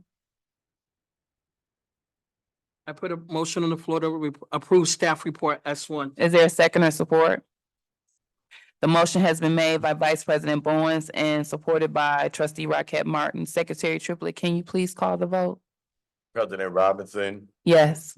Vice President Bowens, Yes. Secretary Triplett, yes. Treasurer Creighton, Yes. Trustee Rocket Martin, Yes. Trustee Doyle, No, Trustee Gavin. I'm sorry. Did y'all vote on S2? No, we, We're not, this is only S1? this is only a vote for S1. Yes, we're doing the votes separately because people may feel separately. It's not a consent agenda, but we just had our conversation all at once because it's all connected. Okay, no. Okay. Motion carried. All right, next up, we have staff report S2. Is there a motion to approve staff report S2? I put a motion on the floor that we approve staff report S2. Is there a second or support? The motion has been made by trustee Bowens and supported by trustee Rocket Martin. We've had our conversation. Unless I'm trustee sorry. Gavin, I do, you want to say one more thing? Go ahead. I guess there's something like, two things. One, there was a teacher on this list. It was the virtual teacher. So there was a teacher on this list. That's the first thing. The other thing is we're not hearing from our chief financial officer in terms of like, I could have sworn there was a time when Molly said we had an excess of X amount of $1 million at one point. And so I'm trying to understand, how is it that at one point we had excess money? Did it just disappear? I know that students are gone, but I'm wondering, like, can I get some information in terms of our financial, like where we are financially? Chief Vincent, Hello. and you can respond to that question, and then I know from a fiscal standpoint, because this is a decision we're making for finance, if you want to reaffirm your status or your viewpoint on the decisions being made. I know Treasurer Creighton kind of shared it earlier, but go ahead, you have the floor. I also would like to take this and reinforce that this is not a short term. You'll see it on the financial statements. Right now, we do have excess funds. We do have, I think it's close to 25 million in our fund balance. But we are losing, so far this year, we spent $8 million of ESSER funds that won't be there next year. The year before that, we spent $12 million of ESSER funds to support existing operations. Those are items that are not going to be there starting 9/30. So each year, if we don't have a funding source like ESSER coming, there's nothing coming from the state, from the federal, there'll be small pieces where we have to work back up to figure that out. So next year, if we don't have a revenue source to replace, we'll be down to 16 million. So we'll The have year after extra that. 60. I just want to. Point of order, point of order. How is it a point of order? I So thought what I'm gonna it's- ask is we allow Chief Vincent to finish her I'm asking the statement. question, so I just I wanna make sure, understand. is it- Trustee it's Gavin, you excess don't of have the 16 floor. million? You don't have the floor unless I give it to you. So we're gonna I allow her to finish her already had statement. it. You don't. I'm the chair. I We're gonna don't allow have her the to floor. finish answering your question, and then you can follow up with your second question. Thank That's you. taking my time. I just wanted to know if we have an Hey, excess. Molly, can you please, million. if you had a extra, you were saying more, go ahead. So if we continue on the spending habits, it would go down to 16 million a year after that. And then it would go down to 8 million. 8 million is about how much our school would like to keep at our fund balance each year to support next year. When a healthy fund balance is about 5 to 10% of the next year's budget. So if we had a fund balance of 6 to 8 million is where we want to end each year. Having an excess fund balance as high as we do right now is very unusual in education. But right now, we're at a point where we can strategically look at each positions moving forward. The whole list of positions that was at one point presented out had a total of about 2 million. So we were looking at each item individually, and that wasn't enough to stop the bleeding that might be coming in the future.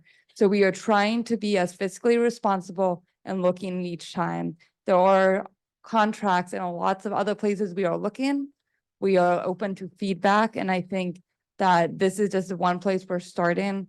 We want to be able to continue to serve the community in the way it deserves to be rewarded. I'm a big supporter of public education. I'm taking my role seriously and I'm thinking long-term. Thank you. I- So my Trustee question- Gavin. So the question that I'm just trying to clarify is you're saying next year we would have an excess, meaning on top of the money that we already have, right? Am I hearing that wrong? An excess of 16 million on top of our regular general funds that we're spending? What's important. Is you- that, I yeah, just want to know if that that's is accurate. correct. Okay, If thank we, if, but what is important as a point of clarification is that that would be $8 million on less than we had this year. okay. But it's 16 million. Thank you. All right, were you, in that you provided the input that you have, Chief Vincent? You were done with everything that you had to add? I would like to just add that we need to continue to make sure that we can have I want to continue to make sure that we are doing the best for our community and make sure that we have long-term goals that we can reach and fiscally responsible. Secretary Triplett. And it's also critical when you're talking about to the public, we're talking about sustainability. We're talking about long range planning. We're also talking about we need to get certified teachers up in here in our school district. And so we talked about getting certified teachers and building a program, building our staff and what have you. That we need that revenue to be able to get certified teachers in Benton Harbor area schools. We are grateful for the teachers in training. And we, hopefully that program will be developed where those teachers who are in training, who are not certified teachers, that they are getting the type of training that's leading them in the direction to become full-time teachers. So I don't want it to get put out into the streets because a lot of times it's really put out there in the wrong way. Okay, it was a virtual teacher on there, but and you looked at that list as I stated, and I don't know why this is being discussed now, but it was not teachers that was on that list that was sent out to the public. And it was clarified that, like I said, that there was one virtual teacher that was on that list. Those are not teachers that were on that list, and they are not being brought up today because there's more discussion to take place as it relates to those positions, and so we can make informed decisions about the people who are working in our community. This has nothing to do personally with anybody. It's not about an individual. It is about us being fiscally responsible. And if you look at year after year after year, we're losing students. Okay, and people can keep playing like it's not happening, but it really is because we have so many sources that we even associate with that are ciphering our kids out of this district in our face. And so we are making the right decision at this particular time, and those positions are for directors and what have you will be in place, and anybody that wants to apply for those positions will be able to do so. As an administrator for Benton Harbor area schools, when they had to make cuts, I took a cut as an administrator, and as an administrator for 4 straight years. Our teachers took a freeze in pay for almost 11 years. So I'm not asking anybody to do anything that I have not experienced and have not done myself for the good of Benton Harbor area schools. And we still had an $18 million deficit. Stop playing. Thank you. The only thing that I want to clarify, and I know it's already been clarified, but the director of literacy and was it curriculum? So the duties that are connected to the partnership agreement, there in all of the roles of that particular job, and eliminating that role, that is going to be part of the director of academics responsibility, or those duties are going to be designated as needed. I just want to make sure that we're not going to come back to the table saying that we need something else because there's a gap. That would be part of the director of academic duties, but there's a team under there. So there's a teaching and learning team under there. Okay. All right, Secretary Triplett, can you please call the vote for staff report S2? President Robinson, Yes. Vice President Bowens, Yes. Secretary Triplett, yes. Treasurer Creighton, Yes. Trustee Rocket Martin, Yes. trustee Doyle, No. trustee Gavin, No. motion carries. All right, so I just want to say to the public, we appreciate your patience as you allowed us to enter closed session and remaining here with us. It shows your dedication and your support of the district. I also want to thank our board for having the patience to work through the conversation and the discussion at the board table today. And so I also, to Ms. Vincent, I want to make sure that it's acknowledged that you've given us guidance and information on how to proceed that impacts your title. And so that says a lot about your dedication to the district. And so we appreciate all of our chiefs and our directors, or all of our chiefs, and the directors to come. And so we're grateful for everything that you've provided to us, and this is in no way a reflection of you all, but more so a necessary need for the district.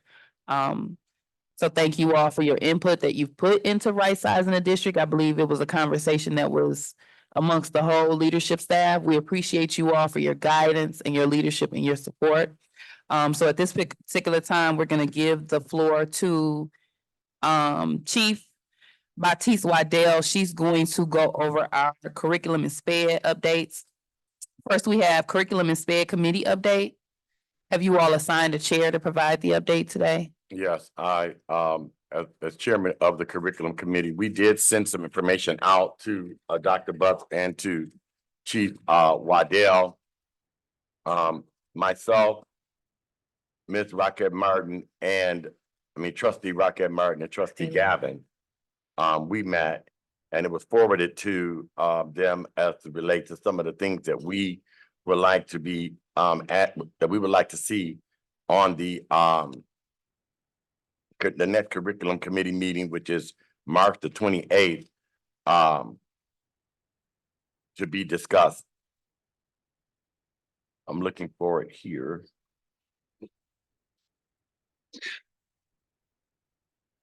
That will be our first meeting. Our first meeting is March the 28th. Okay, So she can go ahead with what she's okay. going to. You have the floor. You have the floor, Chief. You can begin with Ben Harbor Area Schools, Y4 MDE, My CLSD site visit. Good evening, Board of Education. The first thing that I would like to go over, we had a site visit on March 14th, 2024 for our MyCLSD grant, our Michigan Comprehensive Literacy State Development Grant. We had a representative from the Michigan Department of Education join us, a representative from Barry and Risa. And they walked around with our literacy team, which was myself and Ms. Hoover. Some things that they were looking for are listed on the document, things that we are expecting to be in place in regards to our MyCLSD grant and some internal approaches that we take. As you scroll through the document, you will see the results of our site visit. Overall, they were very pleased at what they saw. They saw evidence of the MyCLSD grant in place in classrooms, and they were ecstatic to share that information. What questions do you have? Any questions for her regarding the site visit? And this took place this was right after our partnership meeting, right? Correct. Okay, and the partnership meeting went very well. I guess I'll just jump in just to add a quick one. I was a very proud president with the updates that were being provided by Chief Waddell, Chief Corson, and Dr. Butts, as well as our other staff and team that were there. Our representatives from MDE were highly impressed with the efforts that we're making in the district, specifically the amount of effort we're putting towards literacy.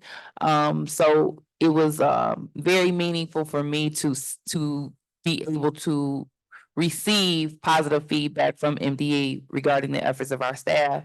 And then the site visit took place directly after, but I had to get back to work, so job well done. There's no questions for Chief you have a question? Quick question. Go ahead. What feedback did you receive? Like notable feedback? If any, did you receive on the visit? Yes, if you open that document and scroll to about page 3 or 4, you'll see the notes that came directly from MDE. Yeah, actually, page 4 through 6, they highlighted celebrations and wonderings for each of the visits that they went on. We went to MLK, FPE, and the high school. Just wondering if there's anything in particular that stood out for you. You don't have to have an Yes, answer. I'm just. There was a lot. Something Secretary Triplett already spoke to our growing our own candidates, and I was really impressed with one of our growing our own candidates who did a phenomenal job of implementing literacy in her US history course. I think out of all the classrooms, they were impressed with her the most, and I was too. That's why I picked her. Are we able to say who that person is, or would that? And you- if you would like for me I would to, love- Dominique, Miss Martin. Yeah, That's Miss Martin. awesome. Yeah, she's Thank- awesome. She's a great teacher. Ms. Chief Martin, Adele, can you help me with thank you for where, that. where the feedback is? Is that under additional or is it under each column? So page 4 through 6, and Miss Goodwin, if you could scroll on okay, the I see TV it. for them as well. There, it says after the visit. Okay. Up in pink at the top left-hand side, that tells you all the celebrations and wonderings from our visit. Thank you. Any other questions for Chief Waddell? All right, you may proceed. Okay, next on our agenda is our proposal for the 24-25 district calendar. The first document are all of the dates that are listed as we've always listed them in the past. We start the school year on the 26th for students, and the year ends for students on the 9th of June. This calendar was a collaboration with several stakeholders, and I'm just gonna actually just read the staff report if that's okay, and then I'll pause for questions just so I can make sure I capture everything. Subject is 24-25 Benton Harbor Area Schools District School Calendar Approval for April 9th, 2024. Reason for board consideration is to seek approval of the 24-25 Benton Harbor Area Schools District School Calendar. Facts and analysis, the presented district school calendar has been developed in collaboration with central office administration, building administration, instructional and support staff, parents, and teachers union. The calendar meets the state requirements for 180 days of instructional time and 1,098 instructional hours. It provides professional learning opportunities for staff with 1 hour late starts on Wednesdays and at least 5 district-wide professional development days throughout the calendar year. Additionally, opportunities for parents and teachers to connect and collaborate have been established with 2 asynchronous days for parent-teacher conferences. This is in policy reference 8210. Strategic plan references communications and facilities operations. So I won't read the rest, but just wanted to read that facts and analysis. What questions do you have? Is there any questions? Just a clarifying question. Um, I'm sorry. You have the floor. Thank you. Chief Waddell, you said that there's a 1 hour late start. Is that every Wednesday? So school will be, is that for all students, K-12? They're Yes. going to be, Yeah, it would be a district-wide. The committee decided because as well as Dr. Butts, that the Fridays, they wanted to get away from the asynchronous Fridays and go to a different model. So we took a look at a lot of different school districts around us, and yes, we've adopted or selected to try to do the 1 hour late starts on Wednesdays. okay, And so, Dr. Butts is actually probably better off to speak to that than I am. Dr. Butts? So with the late start Wednesdays, one of the concerns that was brought to me by staff was that the students needed more time in class learning versus the days off. So it would create less days out of school for the students and put some time in the middle of the week for teachers to be able to look at their data and get the stuff done that they need to get done while still being able to have the students get the most instruction that they can during the school year. hey, I'm just a little concerned about the, I don't know, maybe the parent schedule. I do agree with this, making some type of change to address the professional development piece. I'm just wondering, and I'm not gonna block it. I'm just wondering, if it was possible to have maybe an early release and maybe some after school program, like something else, so that it's not upsetting the parents schedule in terms of getting kids on the bus and all of that. That's pretty much my main. And we can explore opportunities for some type of morning activities and or if we do the early release afternoon activities. Yes, ma'am. Yes, if it's something that like they're still getting on the bus at the same time, and still in the building. But you're saying you could explore having some supervision for them. And I know Berrien Springs do it. Berrien Springs, yes, ma'am. Thank you. St. Joe does. it. Berrien Springs has activities during the day, so what we will be researching is if either communities and schools or any other our partners can provide some type of supervision during those times. That would be great, even if it's something dealing with their social emotional well-being, opportunity there. Thank you for considering that. Trustee Rocket. I'm sorry, trustee Gavin, were you done? I am, thank you. Trustee Rocket, I wanted to ask about the parent-teacher. can you speak in your microphone, please? Oh, okay, sorry. I wanted to ask about the parent-teacher conferences. I see that we only have one day. And I know this past year, they had a conference day on a Friday. I'm glad to see that that's not. But with one-day conferences, are you getting the number of, are the parents getting an opportunity to come out and really visit with their teachers, their students' teachers? So right Is that now, enough? Is one day enough? the proposed calendar has a parent-teacher conference on October 24th and a parent-teacher conference on March 27th. Right. Fall and spring. Fall and. Yeah, I know. We always have fall and spring, but we at least have 2 days fall, 2 days Mhm. spring. Oh, I to understand your catch those question. parents. So we did a data collection this last parent-teacher conference round, and our teachers and administration have done a variety of ways to hold parent-teacher conferences, face-to-face, Zoom, phone conferences, and then home visits. So with all those different approaches. Okay, so they don't necessarily just have to come in. to the Correct. building. Oh, correct. Okay. Thank you. And in addition, we don't just have to have conferences on those 2 days. Parents and teachers can meet whenever they feel the need is there. Thank you. Trustee Triplet? Or Yeah, Secretary Triplet? I'm glad that the Fridays and what have you are no longer. That was a big concern. I remember when we talked about this on curriculum committee a couple of years ago, and my concern was at that particular time, they were taking home packets. And I was just devastated that that was even happening at that particular juncture. And so it was, when we talk about a virtual day, how does a virtual day actually look? What are they doing? And many people in the community saying, why are these kids out of school so much?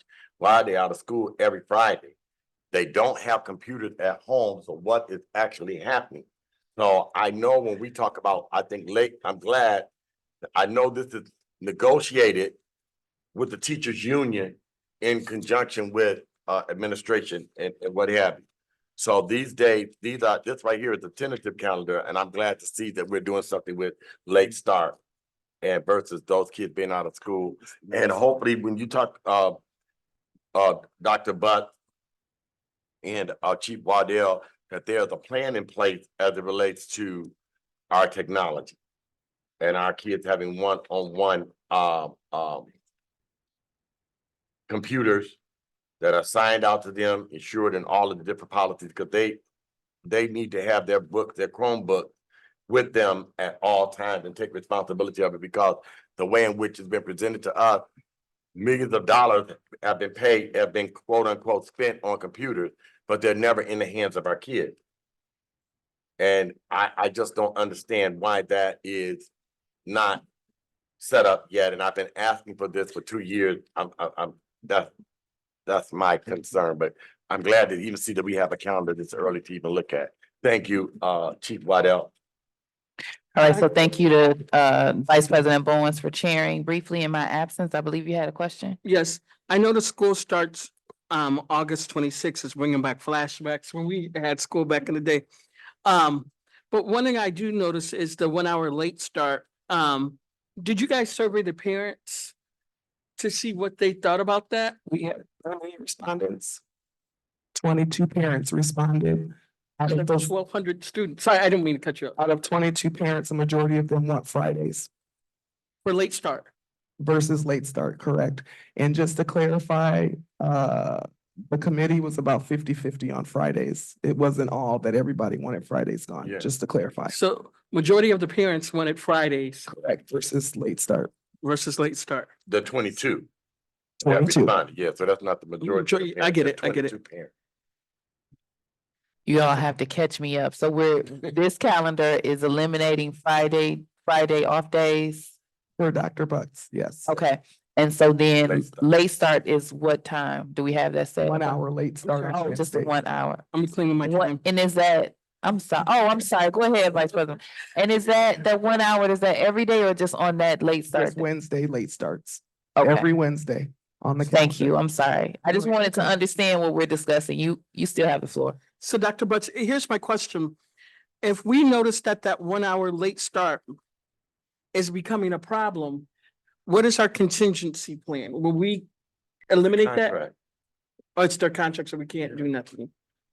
It is, so it's within the parameters of the CBA, Okay. and it won't be negotiated until the 24-25 school year. We can go back to the committee and see about some contingency plans, if that's the desire of the board. Or we can keep the survey open for more parents to, and encourage parents to respond, so that then we can make adjustments as needed. Well, here's my question, because you guys on the website, you guys have a push to where you can push a notification to anyone who has that app, correct? So you guys could have pushed the survey. We can't hear you, your mic, Chief Corson. We had an original survey that went out to ask parents preliminary questions. After we got feedback from the committee, there was an additional question about virtual days versus Wednesdays. So we put out an additional survey. As of today, we only have 22 respondents. Okay, I don't think my question was answered, but that's okay. You haven't spoken yet? Have you spoken on this particular topic already? Yes, Madam President. Okay, I just would like to say, I'm one of the parents, I didn't take the survey out, throw myself under the bus. I did not take the survey, however, I have been wondering every Friday we're off, who approved these kids to be off every Friday? And then I have to tell myself, you did. So I would prefer that they are in school on Fridays, but I'm just one parent that didn't take the survey, but that's just my feedback. If there's no additional questions from the board on the district school calendar, and Chief Waddell, if there's anything that you highlighted that I missed, I'll just maybe try to look at the YouTube, because I'm always into the calendar piece. Or maybe I'll get it next meeting. You can proceed with your Benton Harbor High School Cape course guide. Wait, don't we need to do a vote? No, we don't vote Oh, tonight. sorry. Thank you. You have the floor. I'm gonna read again the staff report and then I'll go back and answer questions about the guide. You actually don't have to present the report to us. We can save Okay. some time. Okay, so just like last year, we're trying to get things better, get things tight, get things in order. And so several adjustments were made to the course guide. Liz, if you could pull that up, I'm just gonna scroll through it and speak to some of the things. The committee this year, that changed, so the revision contributors, that is a new list of people that helped with the course guide in previous years. So if you take a look at who was in the committee, again, that list is completely different than before. It's the next page, Liz. Right there. So those are all the people that helped make the guide.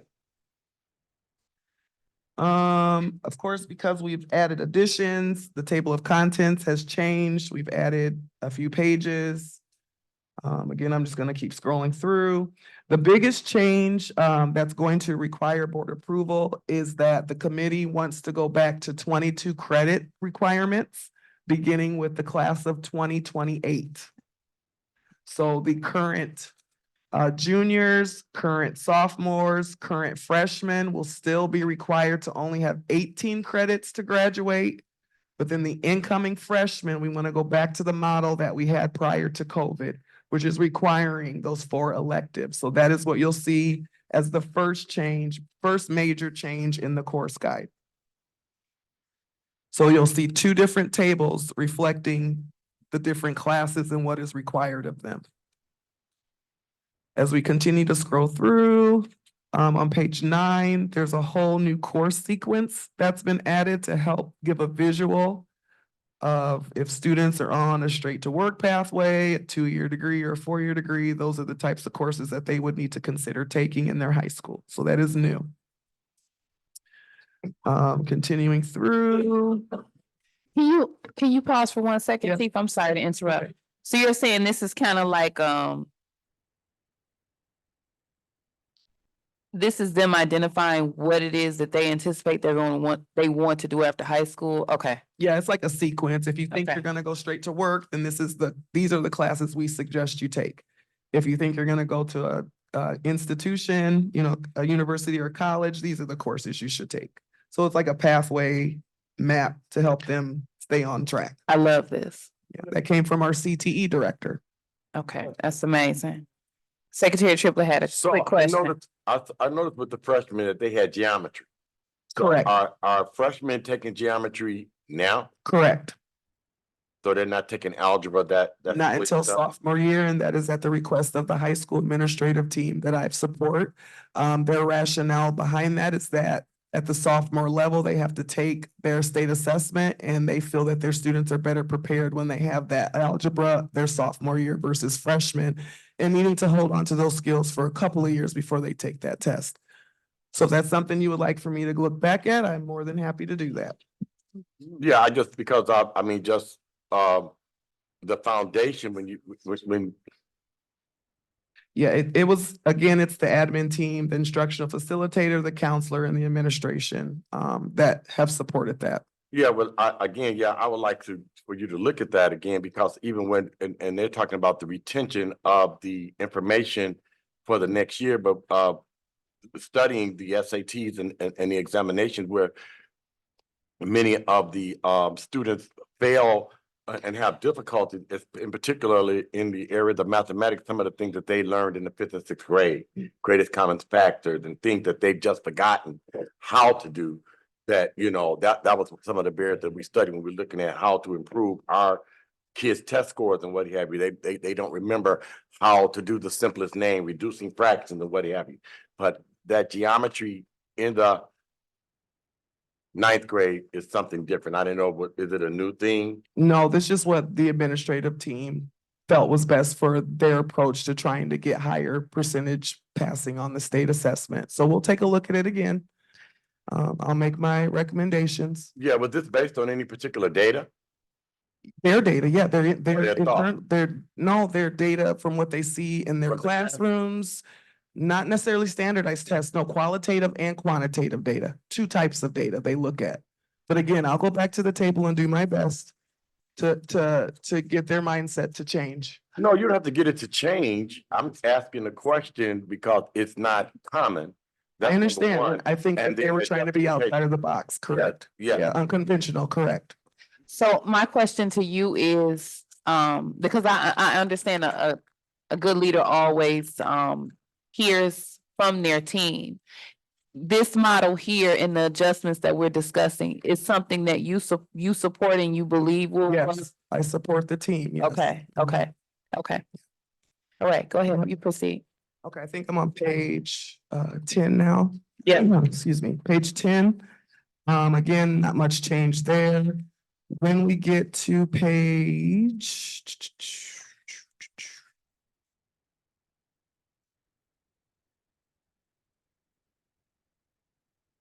Okay, when we get to page 22, starting with English language arts, we do not have an honors listed for freshman English, and I believe it was sophomore English, so we ensured that we had honors courses for those 2 grade levels. So that's changed in the English category.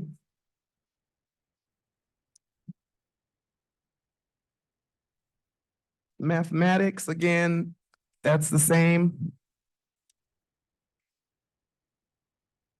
Health and PE is the same. Science, excuse me, science is the same. Social studies changed because we moved our African American history through literature course to an integrated course. So that was moved out of the social studies section and moved into another section because we're now going to offer, I'll get to the credits in a second because there's two types. We're going to offer more credits for that course because we can based on state guidance. So out of the social studies section came again, the African American history through lit, or African American literature through history. I'll read it in just a minute. So social studies, something came out and was moved somewhere else. For visual arts, all of that stayed the same. World language, all of that stayed the same. And then again, our integrated learning now has 3 courses. American Lit through History, which is a yearly course, will now be worth 2 credits. African American Literature through History, which is a semester course, will now be worth 1 credit. And African American History through Literature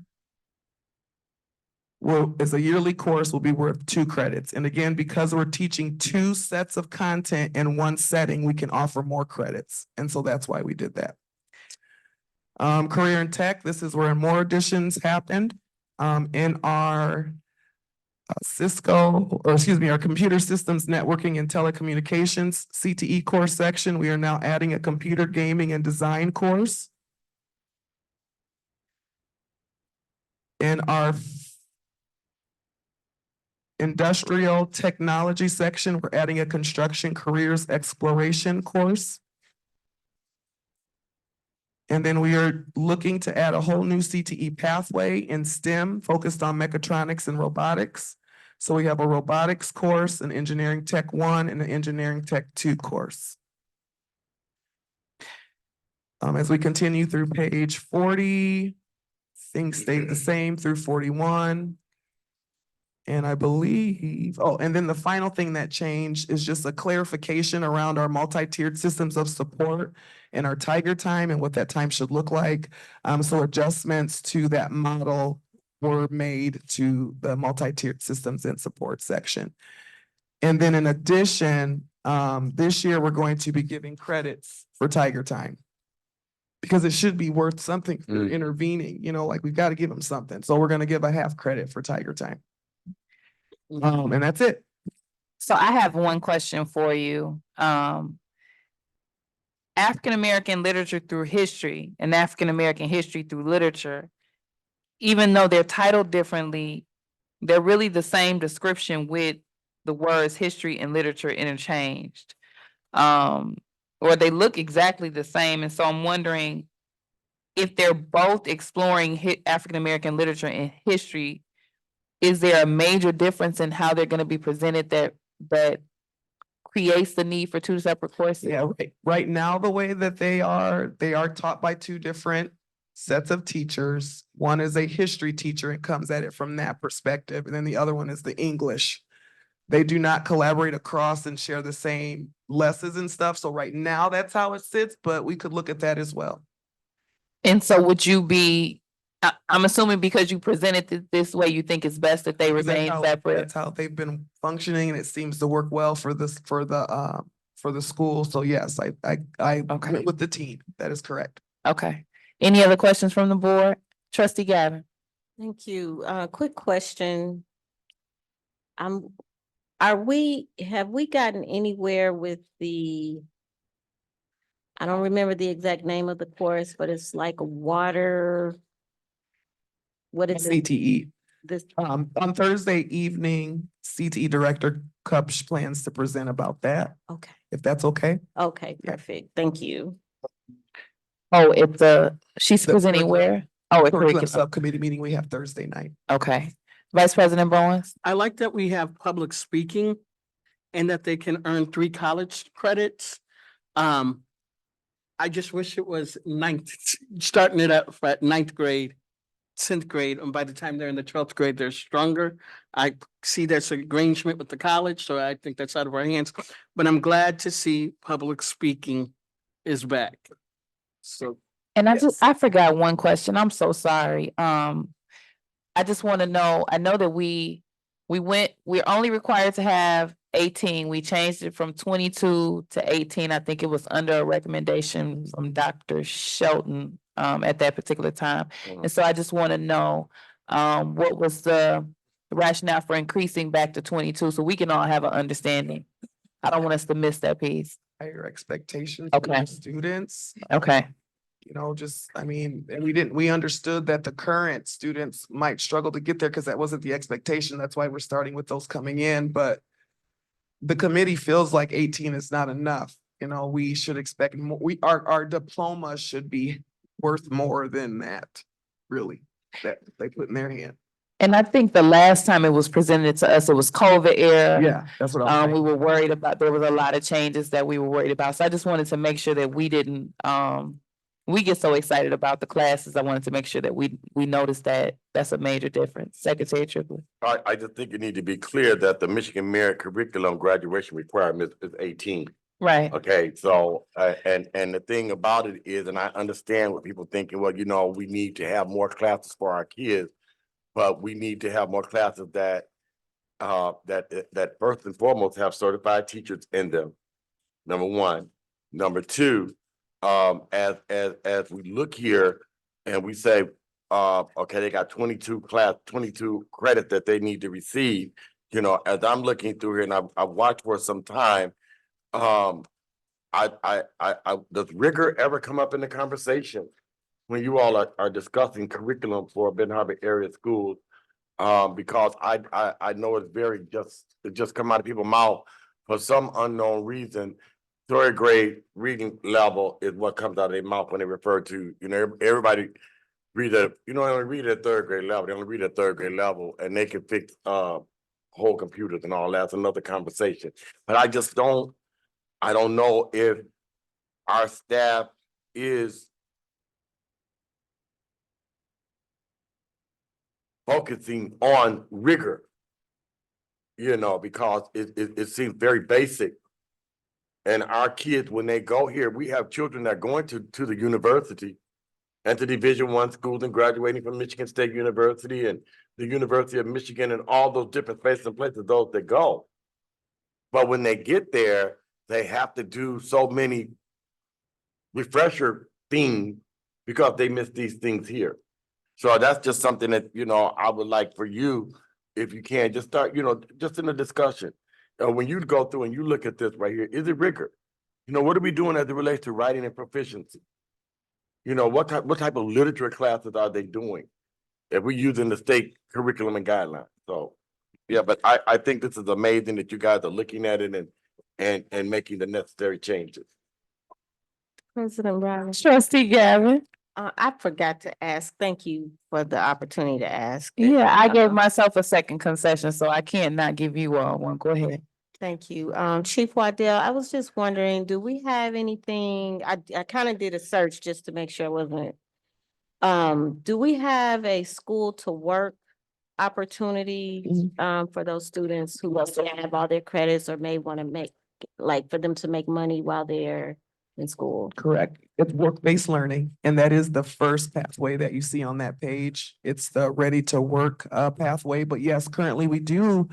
I know for sure we have one because I talked to him a lot. But we do have a current student that just started his work-based learning just a little bit ago, but it is something that we're growing in. Our CT director, that she's been charged with doing that, and she is working through that. But again, we do have a Benton Harbor Tiger that is on that pathway right now. I know for sure. Thank you. And I know there's two different ways to do it. Like some students get a job and then there's this connection between the school and the employer. And then the other way is like CTE program, like the PAC, you know, working in the PAC. Are those type of opportunities available, or will they be available in which a CTE course can offer that work-based learning without also being paid? Yes. Yep. Awesome. Yep. Thank you so much. All right, so if there's no additional questions, you can proceed to your annual HBCU college tour. And we normally have a team here presenting to us, Yeah. but I told him we could do that next So do you But want she- to, so do you yeah. want to defer? Okay. And I'll email them and let them know. Yeah. Okay, so we'll defer, if you all could just take a look at the information that you have for the college tour in the staff report. We don't want to steal the shine from the team that presents it, so we'll have that actual presentation in our upcoming regular board meeting. Your out-of-state field trips, are the administrator presenting those as well? I can do them for them if that's okay. It's up to you. Yeah, that was the plan. Okay, go ahead. Okay, so these field trips are actually for Martin Luther King Jr. Elementary. The first field trip is to Potawatomi Zoo. The trip is scheduled for May 31st. They are planning on taking up to about 75 students. The objective is for their first grade students to explore animals, to be able to compare and contrast animals, and of course, enjoy the day. And then the other two field trips, they're for their second and third grade students, and they're going to Chicago. The two grade levels are, but then our third grade students will be visiting the Field Museum, and our second graders will be visiting Shed Aquarium. The trip date is also for May 31st. The estimated number of students is about 150. And again, they're going to explore and gather information on different historical things and planetarium sheds, fish, like all kinds of things. Dolphins, field trip investigation. So those are the two field trips, or excuse me, 3 field trips, 3 different grade levels, 2 field trips for Martin Luther King Jr. Okay, and if I'm not mistaken, and I hope I'm not merging meetings, wasn't there a highlight or stress on having more field trips at was it the partnership agreement meeting, or someone wants us to find more ways to embed field trips into our learning? Was that from that meeting? Or were you just giving them the update on it? I don't recall. I don't remember either. I could be pulling that from somewhere else. Okay, any questions for Chief Waddell regarding the field trips? All right, so thank you so much. Thank you. We'll look forward to the presented staff reports in our upcoming meeting. So at this particular time, we're going to pass the floor to Human Resources. We'll begin, Treasurer Creighton is gone, so we can proceed with our current Chief of HR. I know most of what we've been working on, we discussed today. Did you have any other needed updates? No, besides that, we had several meetings and, we discussed, we must be proactive than reactive. And, the next 4 months, it's going to be some serious work, serious, rigorous, and important work. And let's roll up our sleeves and let's do what's right for our district. That's it. All right, and then Mr. McDermott, you can proceed with there's no change to staff report H1, correct? You can proceed with what you are planning to present next week, in our upcoming meeting.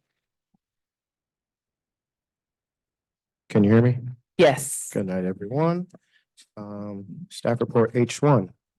Reason for board consideration, a list of employees whose employment relationship with the district is or will be separated is submitted to the board each month. Facts and analysis, it is recommended that the Board of Education votes to accept the separation of employment of the following staff, policy reference 3140 and 4140, resignation of professional and support staff, strategic plan goal reference, leadership, personnel and leadership.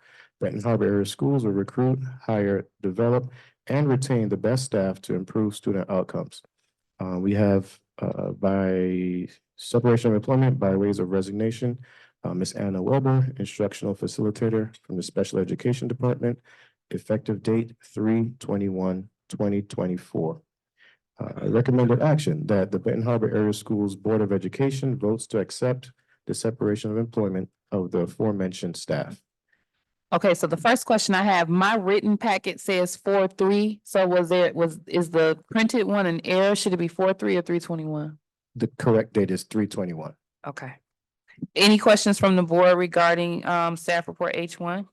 Yeah, Secretary Triplett, if you could speak in your mic, please. yeah, when we have resignations and what have you, the exit interviews, and I know everybody says that you don't,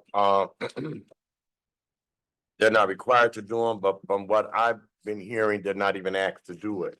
So, I don't know what we need to do because I think that as many people that's exiting this district, on a regular basis, we need some information as to why these people are leaving the district. And so I don't know if it's an opportunity, it's something that they need to fill out.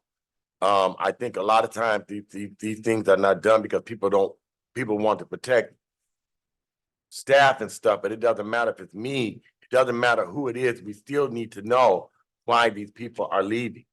Are they leaving because they got another job? Are they leaving because they didn't get any support?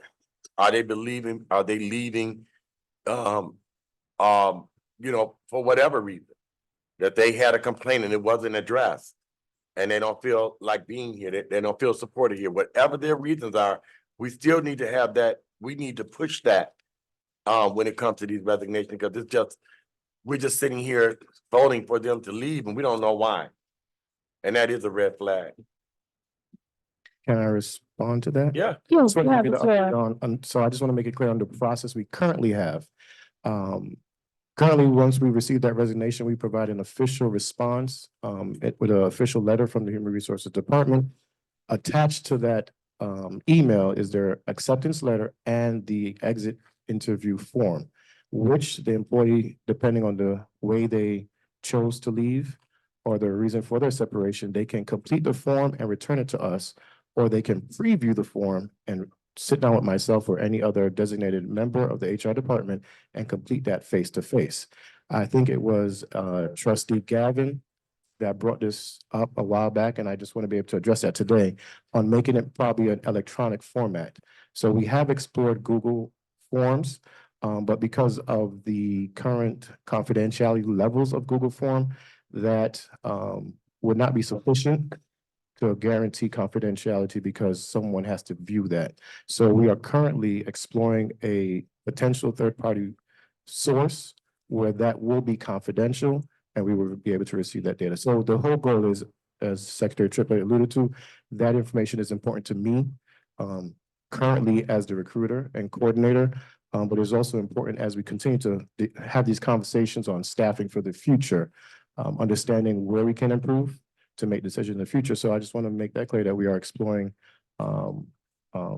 platforms that can make it more accessible, convenient, smooth for employees as they exit.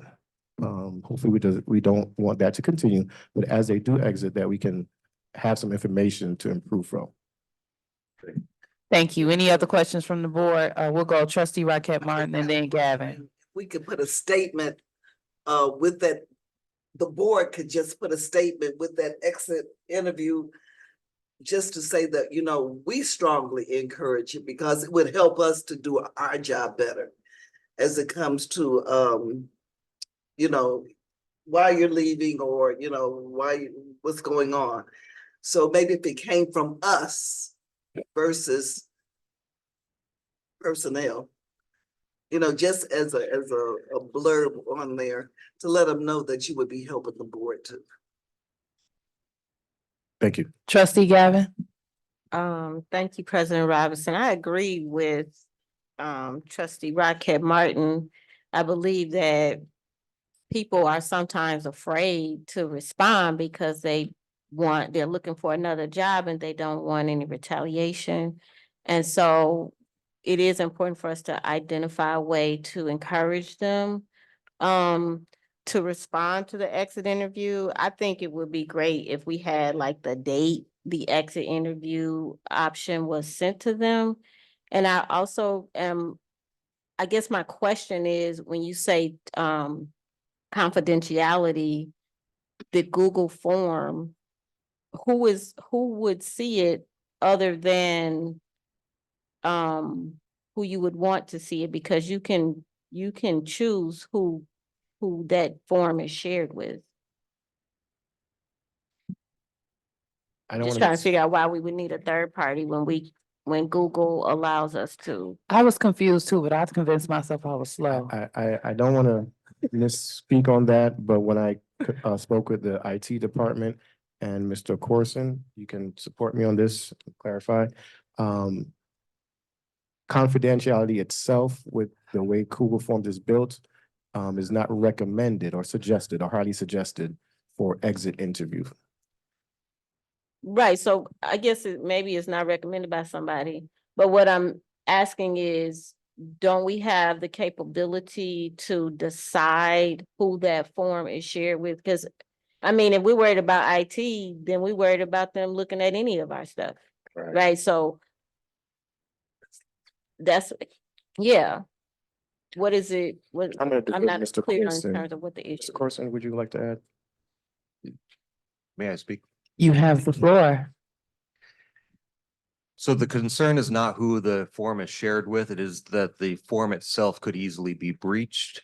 Over the course of COVID, there were numerous cases in which teachers were utilizing Google and Google Forms for things like tests, and there were instances in which students were able to find answers to those tests, find the information that are submitted in those forms. And from a technical perspective, we do not believe it's a secure platform for confidential information. So it is not who the form is shared with, as in giving the rights of viewership to it, but that the form itself does not have the correct security for what we believe is important and sensitive information.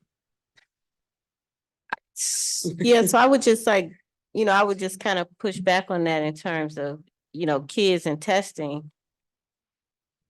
They might be sharing answers or whatever, but if Google is not safe, then we're all in trouble, right? I mean, we're sending information. I'm just putting this out there. I have 10 seconds. We're sharing information, we're sending emails, you're, filling out forms. I think that we should revisit that and just make sure that the privacy is in place. Because kids are not going to be accessing those Google forms unless a teacher shares it with them. Can I add, I thank you for that feedback.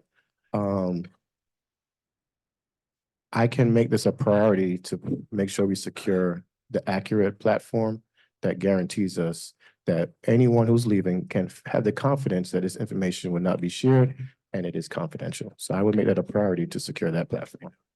So my suggestion, I'm not sure, we have a new fabulous website. I don't know if it could simply be a link that's embedded in the website and they can just fill it out and then it shoots the information to HR. That might be sounding more simple than what it actually is, but if you all could really explore that. I know that when you said third party, I didn't like the sound of it because I feel like there's a lot that we do that's unnecessarily outsourced.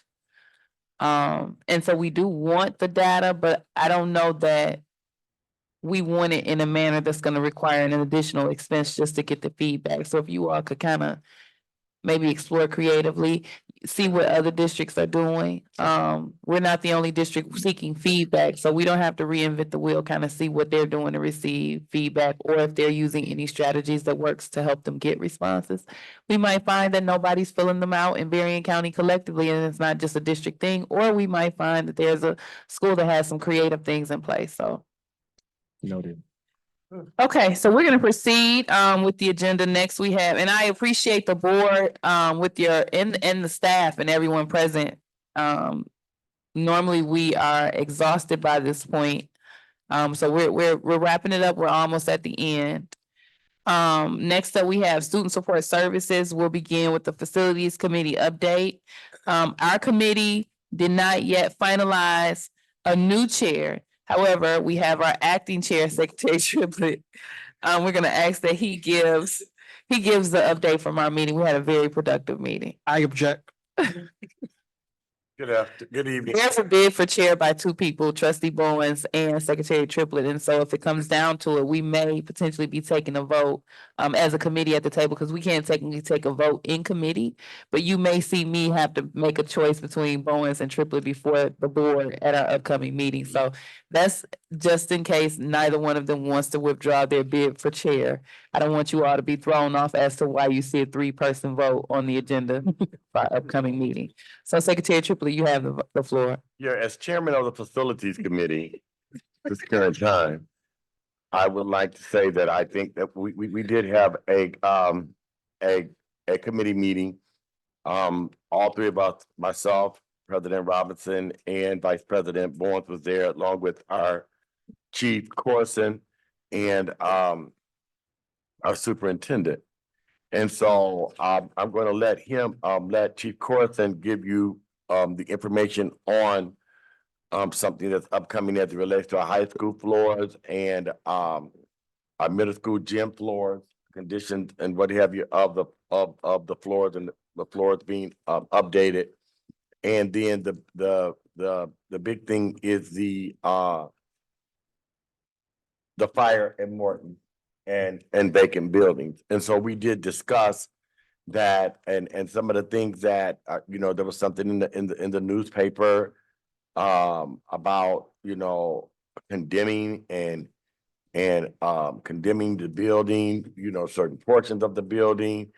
And we discussed, you know, the second in command made that determination that evening or that morning or whenever. And we haven't heard from the chief. Also discussed for me a second opinion, that we just don't just take one person's not saying that it can't be that what they're saying is not valid, but this is very, very critical. We were very concerned about the firing. I mean, we discussed it, our thoughts as it relates to what's happening to our building and what buildings in particular, Bard and Morton, which are things that people have expressed a serious interest in. And we are very concerned that that there's arsonists in this community. We talked about cameras around the neighborhood, the Morton houses across the street.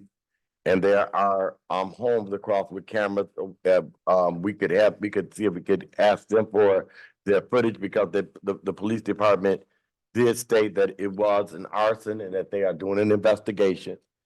We also talked about and need to bring it to the community and to the Board of Education that we voted unanimously to make sure that those buildings were that we had cameras and we had things in place to protect those facilities.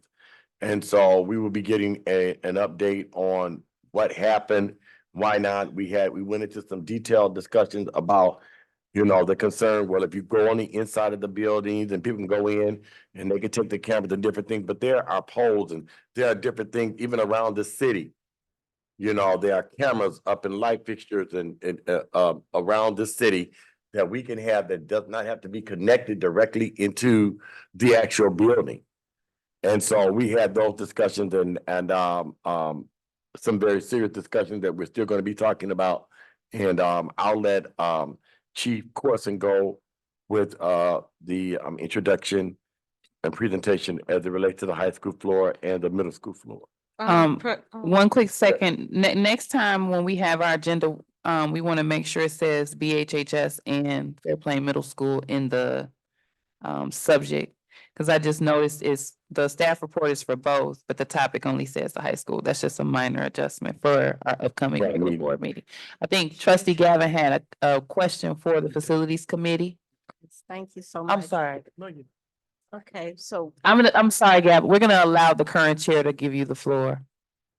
Go ahead, Trustee Gavin. thank you so much, Chair Triplett. So I spoke with Superintendent Butts shortly after there was a video leaked about, not leaked, but there was a live video about Morton not being secured. And in that meeting, Dr. Butts indicated the idea of bricking the building to provide like an added security to that building. And I'm wondering what happened. Please, I know it was that building because that was the building that I was concerned about. because it was in response to the video that the resident posted. You gonna give Dr. Buss the floor? I have a couple questions, but that's the one. Should I just ask them all? You The can other- ask each question. Let me, Okay, can I do that first? Since yes, Can I do it first? So I won't. get Yes, lost in the please. question. So we discussed Morton and please help me with the other one. Okay, Northeast. So I did meet a brick mason over at Northeast at the time to start the project. It was just getting cold and he advised me that it would be hard for the mortar to dry in the wintertime. That we could revisit it during the spring. Unfortunately, this happened before. Because I did go back and look at our notes. So what trustee Gavin is talking about is what the facilities committee allowed me to do was 2 buildings to look at.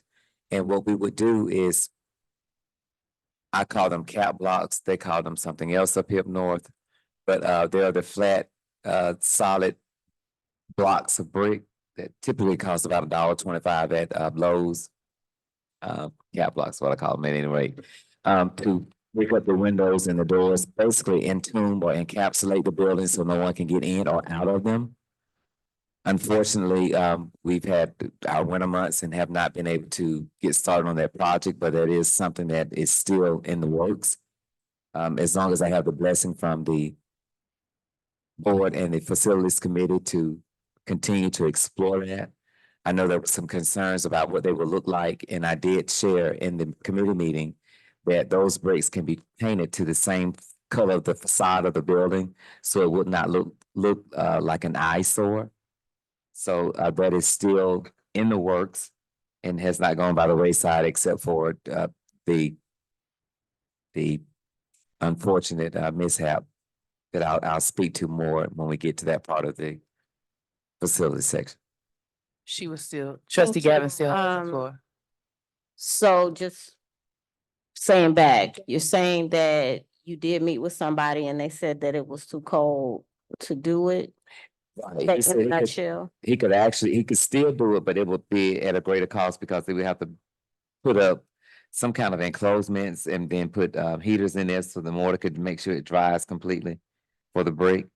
So my again, trying to be financially prudent, my ask for him was to revisit this spring and see what it would take to get those 2 buildings completed so that our board could see what they look like.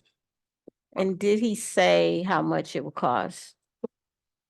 He did not at the moment because when he looked at the scope of the job, he said he'd rather wait to the spring to give me the price. He didn't want to give you the price? No, ma'am. That's odd. Most people want business. Okay. Thank you for that. The other question is, are the buildings insured? Especially the building that was, Morton, is it insured?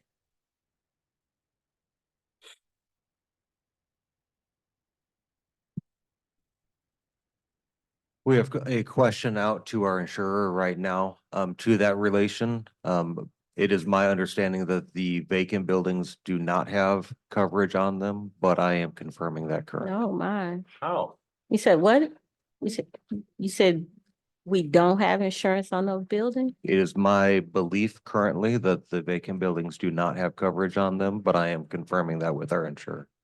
So if I may jump in right there. Please. Through Middle Alliance, what we have noticed is that vacant buildings insurance companies are very reluctant to insure vacant buildings because of the liability that they pose. So we are checking with our carriers to make sure to see if the premiums that we pay include our vacant buildings. So we're not sure if I just kind of feel like that's something we should know. And I'm saying kind of, but I feel strongly that that's something that we should know. The other question that I have is, since we voted that these buildings should be secured, is there a routine in place in terms of maintenance or security circling those buildings, on a daily basis? So not on a daily basis, what we've been doing is making sure that every time we get a concern brought to our attention, we go back and we board those and or we remove any debris that was there. We You said had on a a previous, daily, I'm sorry, I just want to make sure you said on a daily basis, they check those So- buildings daily. not only database, but we had a previous employee that's no longer employed with the district that would do the routine checks of the vacant properties, and we are now in the process of trying to fill that vacancy so that we can start those rounds again. They weren't daily, but they were weekly rounds that former employee did do throughout the district that kept us informed of the boarding that we needed to do on the different buildings. Last question, facilities director. When will we post that position? Since we voted, y'all voted on it, how soon can we post that position? Well, I can respond to that. We voted on the creation of the director role, but I think the salaries and the actual duties and descriptions were not a part of what we actually authorized. So he would need to have that ready for us to take vote on our next meeting, and then we can post that immediately, because I think there were some concerns with salary ranges of the director. Some of the director positions wanting to make sure that all of the stuff that we didn't have time to go through thoroughly. So we'll be taking vote to develop those positions, and then the expectation would be that they're posted the next day. Thank you. Madam President. When we joined this Board of Education, because this is not anything new.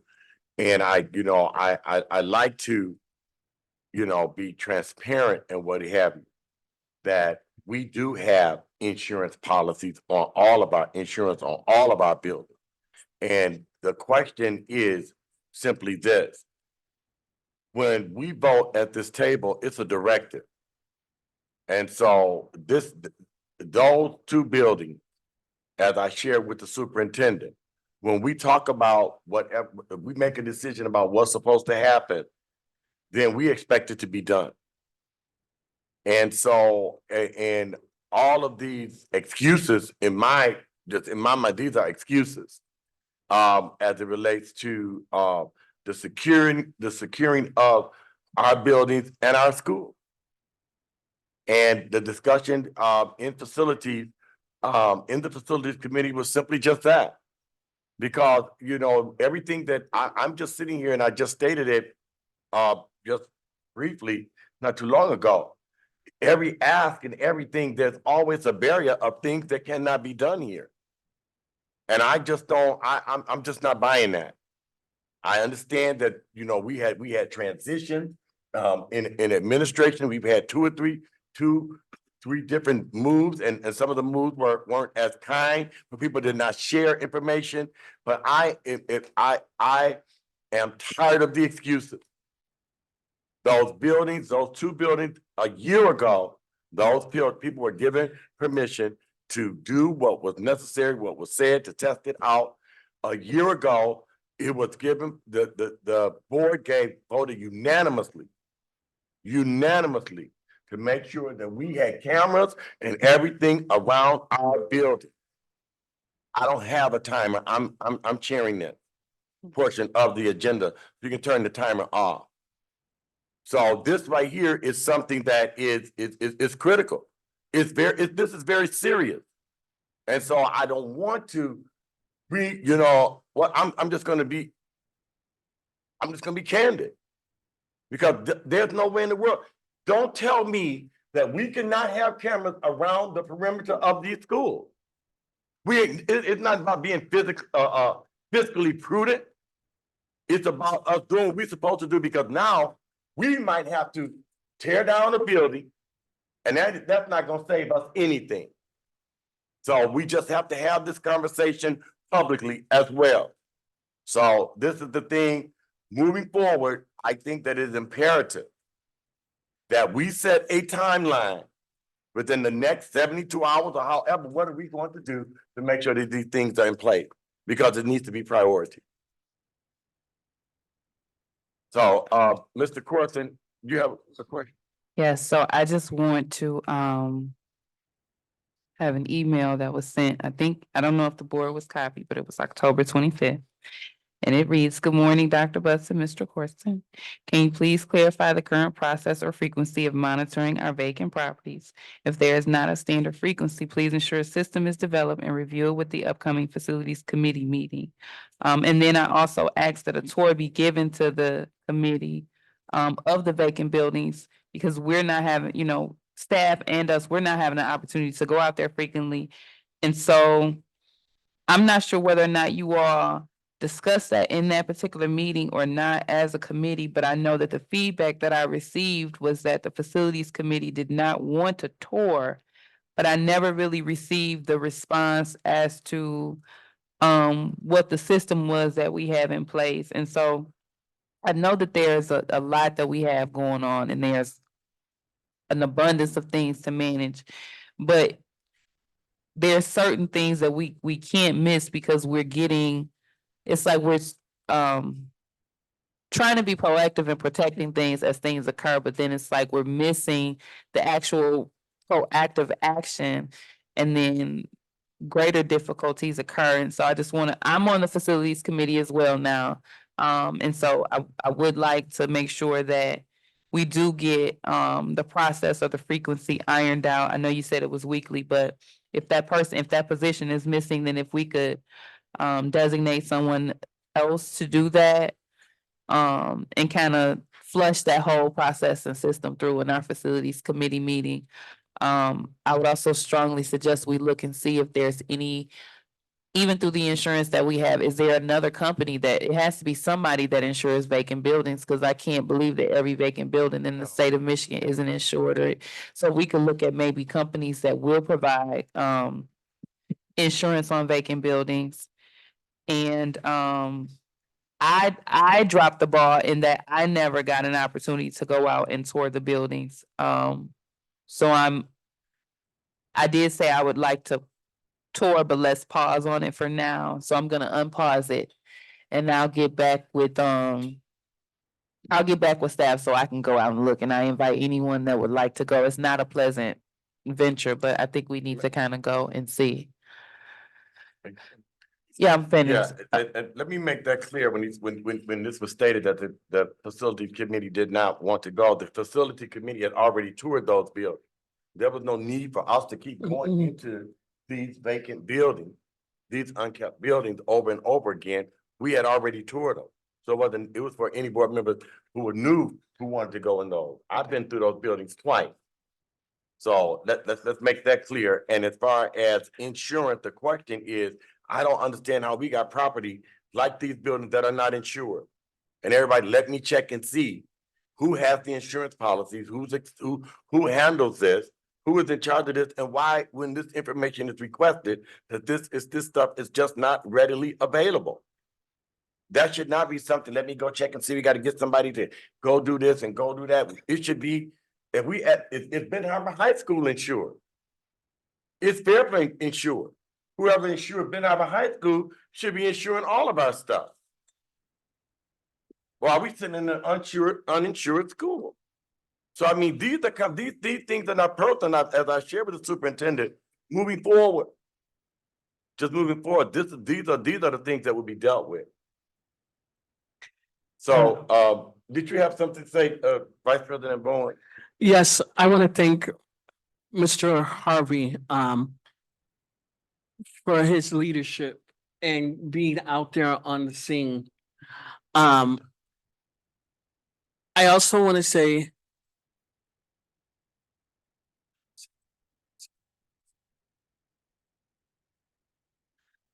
never mind. I just want to thank Mr. Harvey for being out on the scene. You know, you look across the state of Michigan.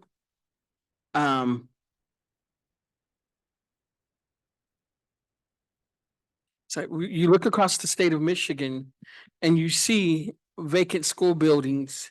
It's a Facebook group, abandoned buildings, and you see how some of those school buildings are. And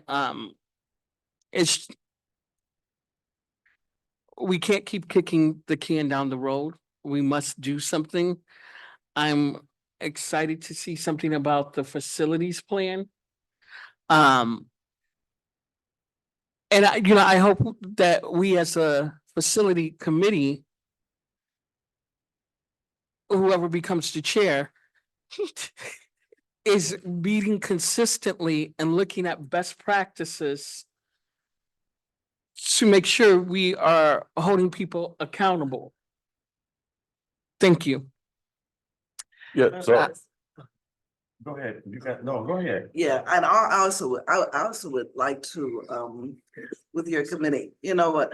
I would like to know how much money we are spending, how much money that we're bleeding out every month on vacant buildings that have been vacant for over 20 years. I would also like just to get a cost, to get the efficiency with the cost of buildings that we are no longer using. We have no students to put in them. And see if we can come up with another avenue and use of those buildings, maybe for housing for our community, or something that would benefit our community, the families in our community, and also bring students back to our district. And do that before because what I've seen, because I've called custodians at times to when they've had break-ins at Morton or whatever. And what I see is that unless we do something different, they're gonna keep that up. They are literally I don't know what tools they're using, but they're using that plywood is in there. So, I mean, the way they have it bolted in, these people are literally just taking the bolts out and just doing what they want to do. I mean, it's like, but I know that we have other buildings. There's west, there's northwest, there's northeast. So there are other buildings that may come subject to this. So as soon as we can break them all up, not just those two, we need to break them all up. So those kinds of incidents don't happen to those buildings also. But yeah, I would like to know how much money we spend on them because we want to be fiscal responsible. But I want to know how much money we spend every month on taking care of buildings that have no use to us right now. Secretary Triplett, The lights are on. would you do, Secretary Triplett, may I please just say one thing? If you don't Have mind. you already spoken on this topic? I knew you was gonna do Yeah, it like that. have you already spoken? I have. Okay, go ahead. And then we're gonna go ahead and seriously let Chief Corson present what he needs to. Okay, so the only thing that I would like to say is that I know that in this conversation, we focus on what we can do as a district in defense. And I think it's important that we, given the severity of the fire that happened, that the fire marshal said that this is the worst that they've done our buildings, and we all saw the pictures, and I was out there and saw the flames, so I can confirm that it was significantly worse and greater than it was. The fire department had difficulty getting into the building because of how well the things were bolted. So I want to make sure that it's known that the district did have things, but people will get in where they want to get in. And so I want to make sure that we are not, in our discussion about making sure that we are armored up and protecting our buildings, that we don't misdirect the fault of the fire that happened. The fault of the fire was not the district. The fault of the fire was the arsonist. And so as we explore ways to armor up as a district and make sure that we're being prudent in our defenses, I do not want the conversation to mislead from the fault of the person and the arsonist that set the fire ablaze. And Secretary Triplett mentioned it briefly earlier. People may think that we're conspiracy theorists, but it's not a coincidence that the buildings that have been placed on fire are barred, which is coming directly off the highway into redeveloped downtown district, as well as the Morton House that has its historical and significant value and is sitting right there. The two pieces of property that we've been requested to sell the most. It's not ironic. It's not coincidence. And so we're not uninformed. We're paying attention. And we know, there may be alternative motives, or we know there's alternative motives for the damage that's being done to our buildings. But you're not gonna force us to give up something that we're not ready to give up. And so we are not going to be slowly dismantling our district by selling off and giving away property.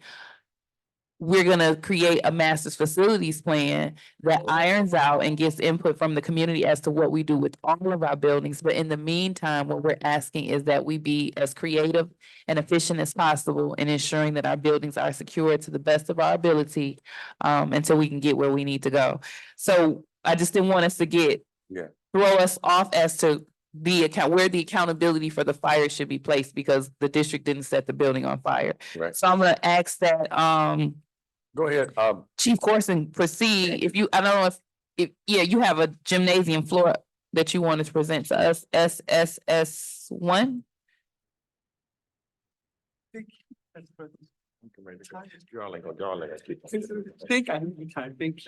You have the floor, Chief Corson. You better not leave. Thank you very much. How would you like me to present this? You can just give us the meat. You don't have to read the staff report. Just give us the updates. We're not taking vote tonight. Okay. What you will see before you is a proposal for the replacement of 2 floors. The gym floor at the high school and the gym floor at the Fairplain Middle School. Within that, there are 2 different flooring that are going to be specified. One is a wooden floor for the high school gymnasium. And then there is a composite floor that is specified for the middle school. Both of these are going to be long lasting and will help with the physical condition of the actual field house or the gymnasium area, as well as just the aesthetics. They should perform better, be better for our student athletes and those that perform on them, as well as have reduced cost to us as a district from a maintenance standpoint. All right. And so, you had graphics for us, right? Were they not for this? Was that for the football? Okay. Is there graphics potentially available for this? Like, so not right now, but by next meeting, is there an option to see what it will look like before we take vote? So there will not be a graphics package for next week. As we go through the design and process with the actual developer, then we will be developing the graphics package for specifically the logos and the placement of names and lines on the floors. And I know that you responded to Secretary's question regarding whether or not the Fairplain Middle School's gym met standards. I didn't get a chance to read that. Was it confirmation that it works? So what we did today was we got confirmation from both MHSAA that there are no specifications for middle school athletic floors. We also got confirmation from the vendor as well as local schools that have similar floors in their recommendation for it as a system for us.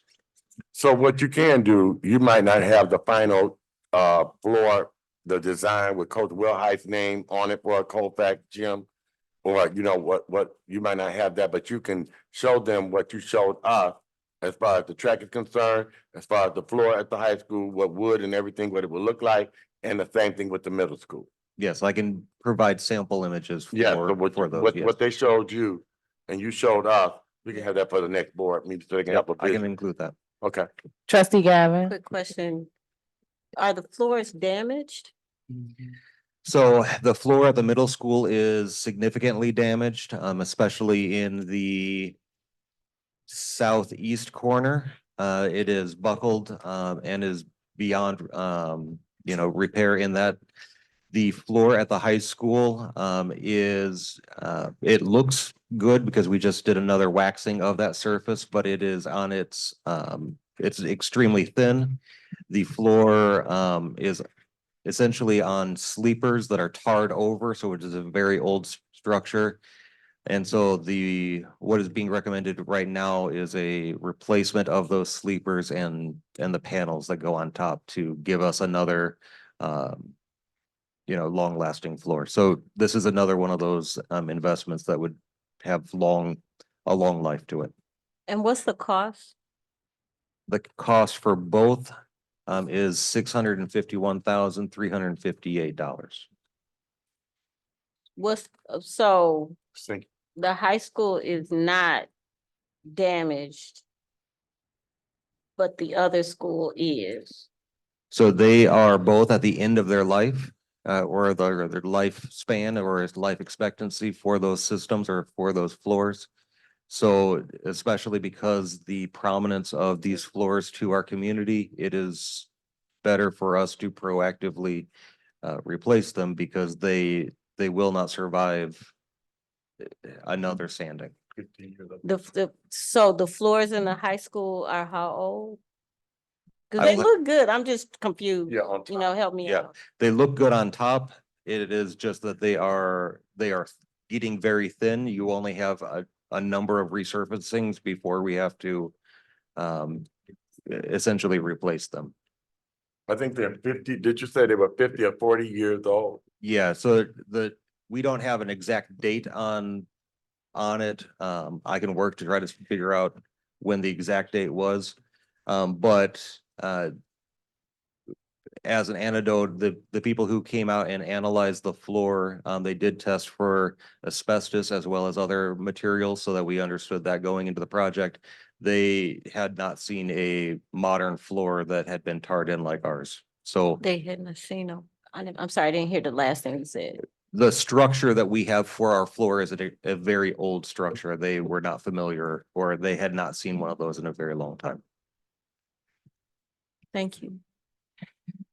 All right. Thank you, Chief Corson, for your presentation tonight.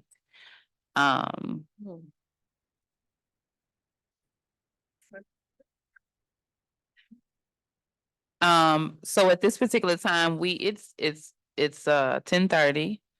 We still have we have finance, old business, new, we have all of this left to do.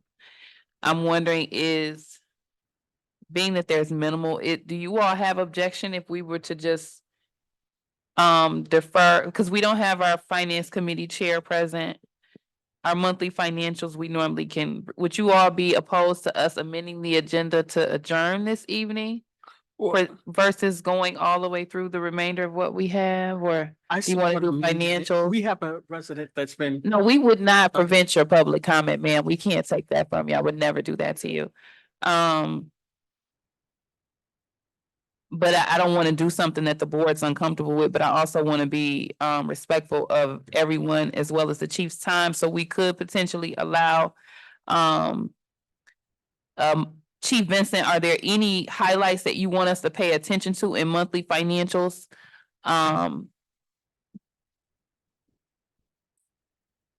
No, I'll defer my time for when Treasurer Creighton's here next week.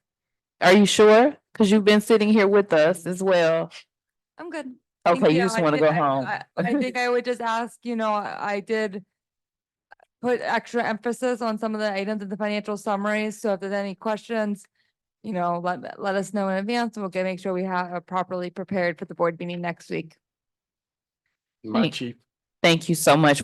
So what we would like to do, what she's essentially asking you guys not to do is have any surprises at the board table. So we could please do our homework, which includes looking through each of the detailed lines and each of the charges and the amounts. If there's any questions that you have, you can send it to Chief Vincent in advance so that she can ensure that she either provides a response to the full board prior to the meeting, or she can have the response prepared in that next meeting. Secretary Triplett. Yeah, and I do understand, but with us moving forward with it, because my chief have said many a time when we never got to academics. So any surprises that in that table, just make sure there's no surprises in there.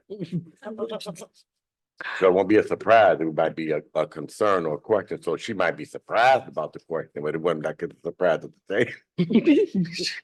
So one thing that I would say is that I think the last time we cut the agenda, Trustee Gavin made the point that you just made, that we had our chief sitting here and was not going to get to her things.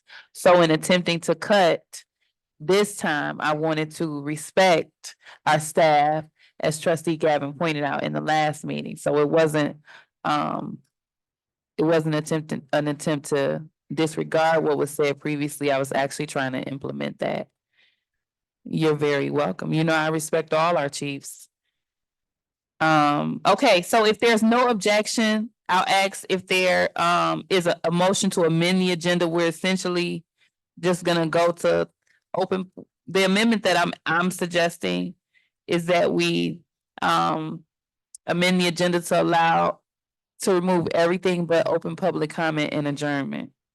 I move that we amend the agenda to provide open public comment and the last thing you said. Adjournment. You Adjournment. support? I'm with board comments.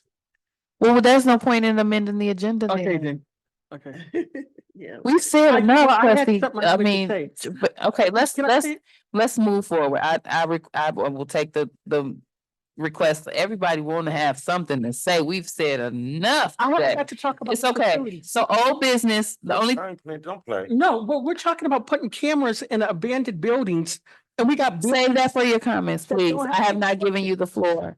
So as far as old business, I know we were looking at board retreat and training opportunities. After conferring with Brad from MASB, he actually clarified that we're unable to go to dinner and just spend time with each other, that it would technically be considered a public meeting. I told him we're not discussing business, it's just team building.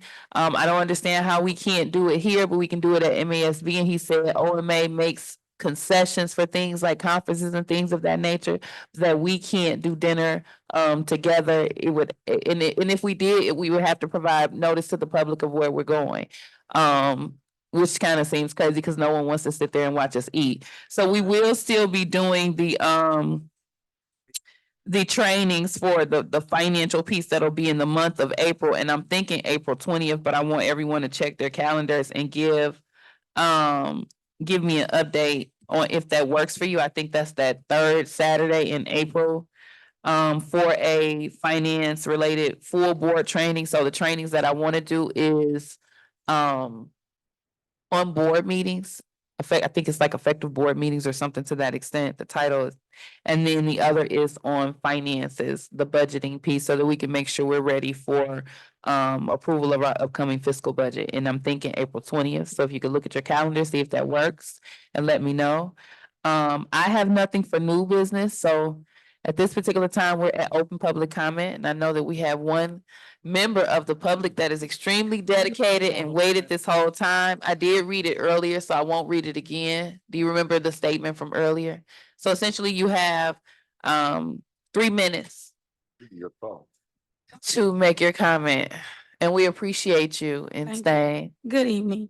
My name is Kim Ewell Brown. I left at, do I need to give the address to? I can't even remember. 2085 Fairplain Avenue, Ben Harbor. I teach at MLK. I'm a first grade teacher there. I like that someone brought up about the exit, because my comment was, I don't want to sound like I'm murmuring and complaining, because I do believe if you're not going to be part of the solution, you're part of a problem. So me being here is not about complaining, but to try to help solve why we don't have kids, why we don't have teachers that stay. I emailed my exit to you, and you. No one ever even asked me why I was going to leave. I gave in my letter of resignation. No questions was asked. I was very overwhelmed. I was in a TNT program. I have invested. I decided not to leave. I come from California. Everything is totally different. I've only been here a year. So coming here, no training, no one trained me. I'm a teacher, I'm a nurse, I'm a therapist, I'm a behavior interventionist. I don't even get a lunch break. I get no prep time. And when I decided, I was just so upset at something that happened. I was like, I'm done. But I know I have purpose, and we don't have time to talk about how I even got here. But the fact that I'm here is for these babies. So there's really nothing you can do to drive me away. You understand what I'm saying? So even though I resigned, maybe 3 days later, I tried to rescind it because I started to feel guilty. I said, what my baby's gonna do?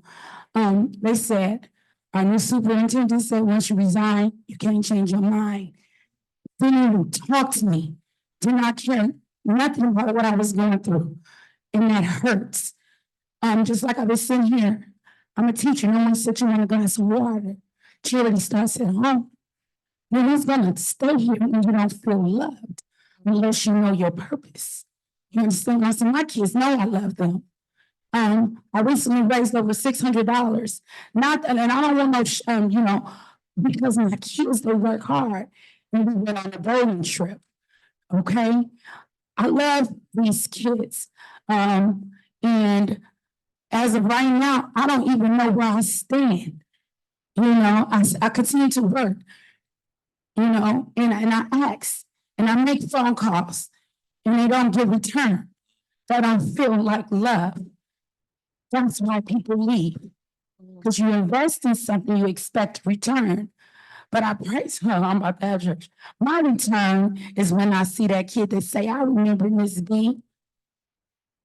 That's it. That's all. That's what I want to say today. Thank you. Okay, next up, we have superintendent announcements and comments. Dr. Buss, did you have a comment or announcement today? Only thing I have is that we have, next week we'll be on spring break. The district will be, but we will also be building the many diverse libraries. If anyone wanted to volunteer to come out next Thursday and Friday to help put those together. Out of many districts in Michigan, we are all 32 of our elementary classrooms. We have many diverse libraries with books that mirror our students and our population so that they can see themselves in the books that they read. So we have volunteers from MDE, Whirlpool, and some community volunteers already, but I'm extended it to anyone on the board that would like to come out and help us put these together. And that's all I have for tonight. All right, next up, we have board member announcements and comments. Trustee Gavin. I want to thank everybody who was on the Zoom and everybody who came, everyone who spoke truth to power. I want to thank the teacher, Ms. B, who stayed all this time. I feel like there should have been a way that you should have been able to speak at the beginning. Our meetings can get very long. Yeah, you actually could have. I'm super concerned about the lack of care. We say we have a teacher shortage, but we're not doing what's necessary to retain teachers. This policy of not allowing people to rescind resignations, this is not the first time I'm hearing this. It's like, where is the care for the people who are caring for our kids? And to hear that we have an excess of 16 million, we got a $12 million debt relief, and then we're running to cut jobs right now. There was no need for that. The things we need to be running to is running to make sure we have insurance, running to make sure our buildings are secure, running to make sure that our employees are taken care of and our kids have everything they need. If we do that, they'll be running into our buildings. This is common sense. It's really about taking care of people. If you can say, hey, I deserve X amount of dollars, make sure your people are taken care of. If your staff is taken care of, they will take care of our children. Our children and families will come, and our schools will be a safe haven for our communities. It's really that simple. It's really that simple. There's these solutions, and we're giving problems to the solutions that we already have in place. And I think we just need to do things differently. Thank you. Trustee Raquel Martin. Well, I'd like to thank. I'd like for you to pull up into the mic, please. I'd like to thank my colleagues for this evening's meeting. And I'm hoping that when we meet on our second meeting, it will not be quite as long since we've ironed out some things. And also, I'll say this to Ms. B. Now that you have our attention, perhaps we can go into discussion with you and find out, what needs to be done. to, so that you feel you have self-care, that we're taking care of you.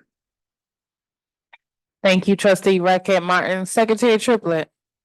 You know, one thing, for sure, and two things for certain. I just I don't take it personal when people say the things that they say. As far as commitment and my commitment and dedication to Ben Harbor area schools.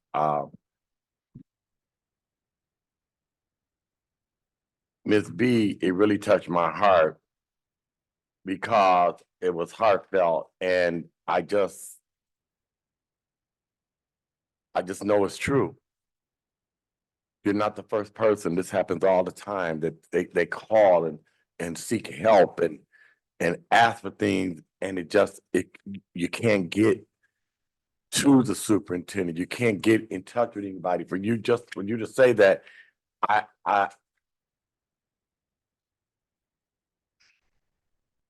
and so I just want to apologize. I don't know all of the details, and it's not pointing any fingers, but we got to treat people better. We got to do right by people. And with us being on the Board of Education, we talk to our constituents. People come and talk to us individually and collectively. You know, as far as I think that we are making good decisions at this board table. You know, you get past your personal stuff, you know, and everybody talking about kids first and so concerned about kids and what have you. You know, that's a good statement. But sometimes you have to get down to it. You have to the self-examination is the most difficult piece. You can say what everybody else is doing, but it's very difficult to do self-examination. So that's what I've been trying to do. You know, just say, okay, what's up with you? And where do you stand? When people talk about these cold buildings, I have several great nieces and nephews, my sisters and brothers, grandchildren, and children are in these buildings. So I know for me where I stand and where I stood. And I think that we've done a great job in facilities, in all of our areas, you know. So I want, I want to close with this. Just because there was 8 years when we took pay freezes, 8 years to help with the deficit. Teachers, some of our teachers were 12 years that they just stayed frozen and pay didn't go up, but we did it for Ben Harbor. They put our teachers on the pay freeze. Administrators, the president of administrators union, we said, if you're doing it to our teachers, we're going to do it too, because we don't feel that's right, and we're going to make the sacrifice for Ben Harbor. You know, so it's not personal. I hope that all of our chiefs apply for those positions and are able to stay in the race with us as we go forward. One thing for sure is too many great things that's happening in Ben Harbor for people just to be at peace. I want to encourage all of you on the board. Let's keep fighting the good fight of faith. And thank you, Madam President. Vice President Bowens. Thank you, Madam President. Ms. B, thank you for your commitment. Thank you for serving our children. It is people like you. It's people like you that make us, and you know, make the district stronger. You know, as we sit back and listen, and we see stuff on social media and fires. We did eliminate positions, but we created positions. That's a positive. We are getting before the forefront. Before we have to do something later down the line, kicking the road down the line that's been done with us for so long. Often you see people come in, give their little comment, they get their marching orders to attack, and then they leave. They don't see the commitment of the work that goes in, getting up at 8 o'clock in the morning, 7 o'clock in the morning, 3 o'clock, getting emails or texting, hey, did you do this? Hey, stay encouraged, or, you know, they don't see the work. Or Marvin, can you call me? I got a question. I think it's naive and irresponsible to question someone's commitment. He who laughs now won't last. So I just want us to be mindful. One of my concerns is with all of these abandoned buildings that we have. We've been pushing the cans down the road for the years. If we want to be real, let's look at it. It would cost millions to bring those buildings up to code. Some of those buildings you can't even walk in. I don't know if it's because we're passionate about some of them, but if we want to give our kids a fresh start, our kids deserve the same access and buildings like Bering Springs, like Countryside, like St. Joe. They're getting ready to build new facilities and we're fighting about putting or talking about putting cameras up. And we have cameras in the school buildings that aren't even working. Let's be realistic and let's face the realities. So that's why I want to be chair of HR. That's my You are chair of HR. chair of facilities. That's my campaign speech. We need to be bold, innovative, and have consistent meetings and everything. So thank you. Get your agendas together for HR. It's together. Okay, so I'm gonna be very brief. I have said a couple times, so I'm gonna use the words of my trustees and some of our staff. I want to make it clear for the record that I have strongly advised that I would like for us to stay on target with our master's facilities plan. The original timeline that we were given had us wrapping up by the end of the year. We're 3 months into it, and we have fallen behind for, I think, contractual review reasons. And so I've stressed the importance of us staying on task with our facilities master's plan, so that we can get our buildings in order and make some heavy decisions, some difficult decisions as it relates to what we're gonna do with our properties moving forward.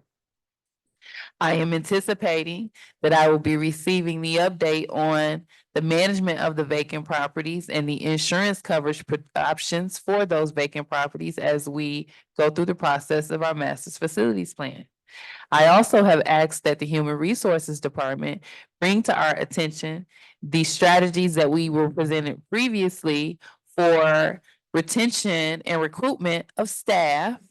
And I have requested that the presentation that was provided to us be updated so that the target dates that have been missed and not accomplished are restructured so that we can now determine what our new target dates are. So I would like to know what has been accomplished on that retention plan, as well as the new target dates for what we have failed to be able to initiate. Additionally, we've asked about student retention initiatives because we have to make sure that we have systems in place in order to not only maintain the students that we have, but recruit them. So I'm formally asking, and I've asked it before, but I'm asking it in my comments, and I'm hoping that my full comment will be documented and it will not be a concise version of what I've said. I'm asking for a plan that is ironed out as it relates to student retention and reclaiming of students. And I will allow the superintendent to decide which of his committees will have that focus, whether it is the curriculum committee or student support services. You determine which committee, facilities, which committee is gonna manage that, so that we can receive updates on the recruitment of students. So my focus at this particular time is our facilities, our staffing, and our students. Of course, curriculum and improving the academics provided to our kids, but those are my direct ask. And so I look forward to seeing those things come into fruition. I appreciate everyone. I know that you're tired. So at this particular time, I'm gonna close my comments and ask for a motion to adjourn. Put a motion on the floor to adjourn the meeting, Madam President. Is there a second or support? Second. The motion has been made by trustee Bowens and supported by trustee Gavin. Secretary Triplett, can you call the Quick vote? question. Yes. I just want to know if Dr. Butts is going to get with Mrs. B. She said she was left hanging. So, She just made an appointment with Miss Liz. I saw it on my calendar, so I will be speaking with her. okay, thank you. That's it. Secretary Triplett, call the vote to send us home with adjournment. I have one question. No, I'm just kidding. President Robinson, Yes. trustee Bowens. Yes. Oh, I'm sorry, Vice President Bowens. I understand. Secretary Triplett, yes. Trustee Rocket Martin. Yes. Trustee Gavin, Yes. Madam President. Motion carried. All right, so I appreciate everyone and all of your efforts. I call this meeting officially adjourned at 10:53 PM. Please don't email me tomorrow. Thank you.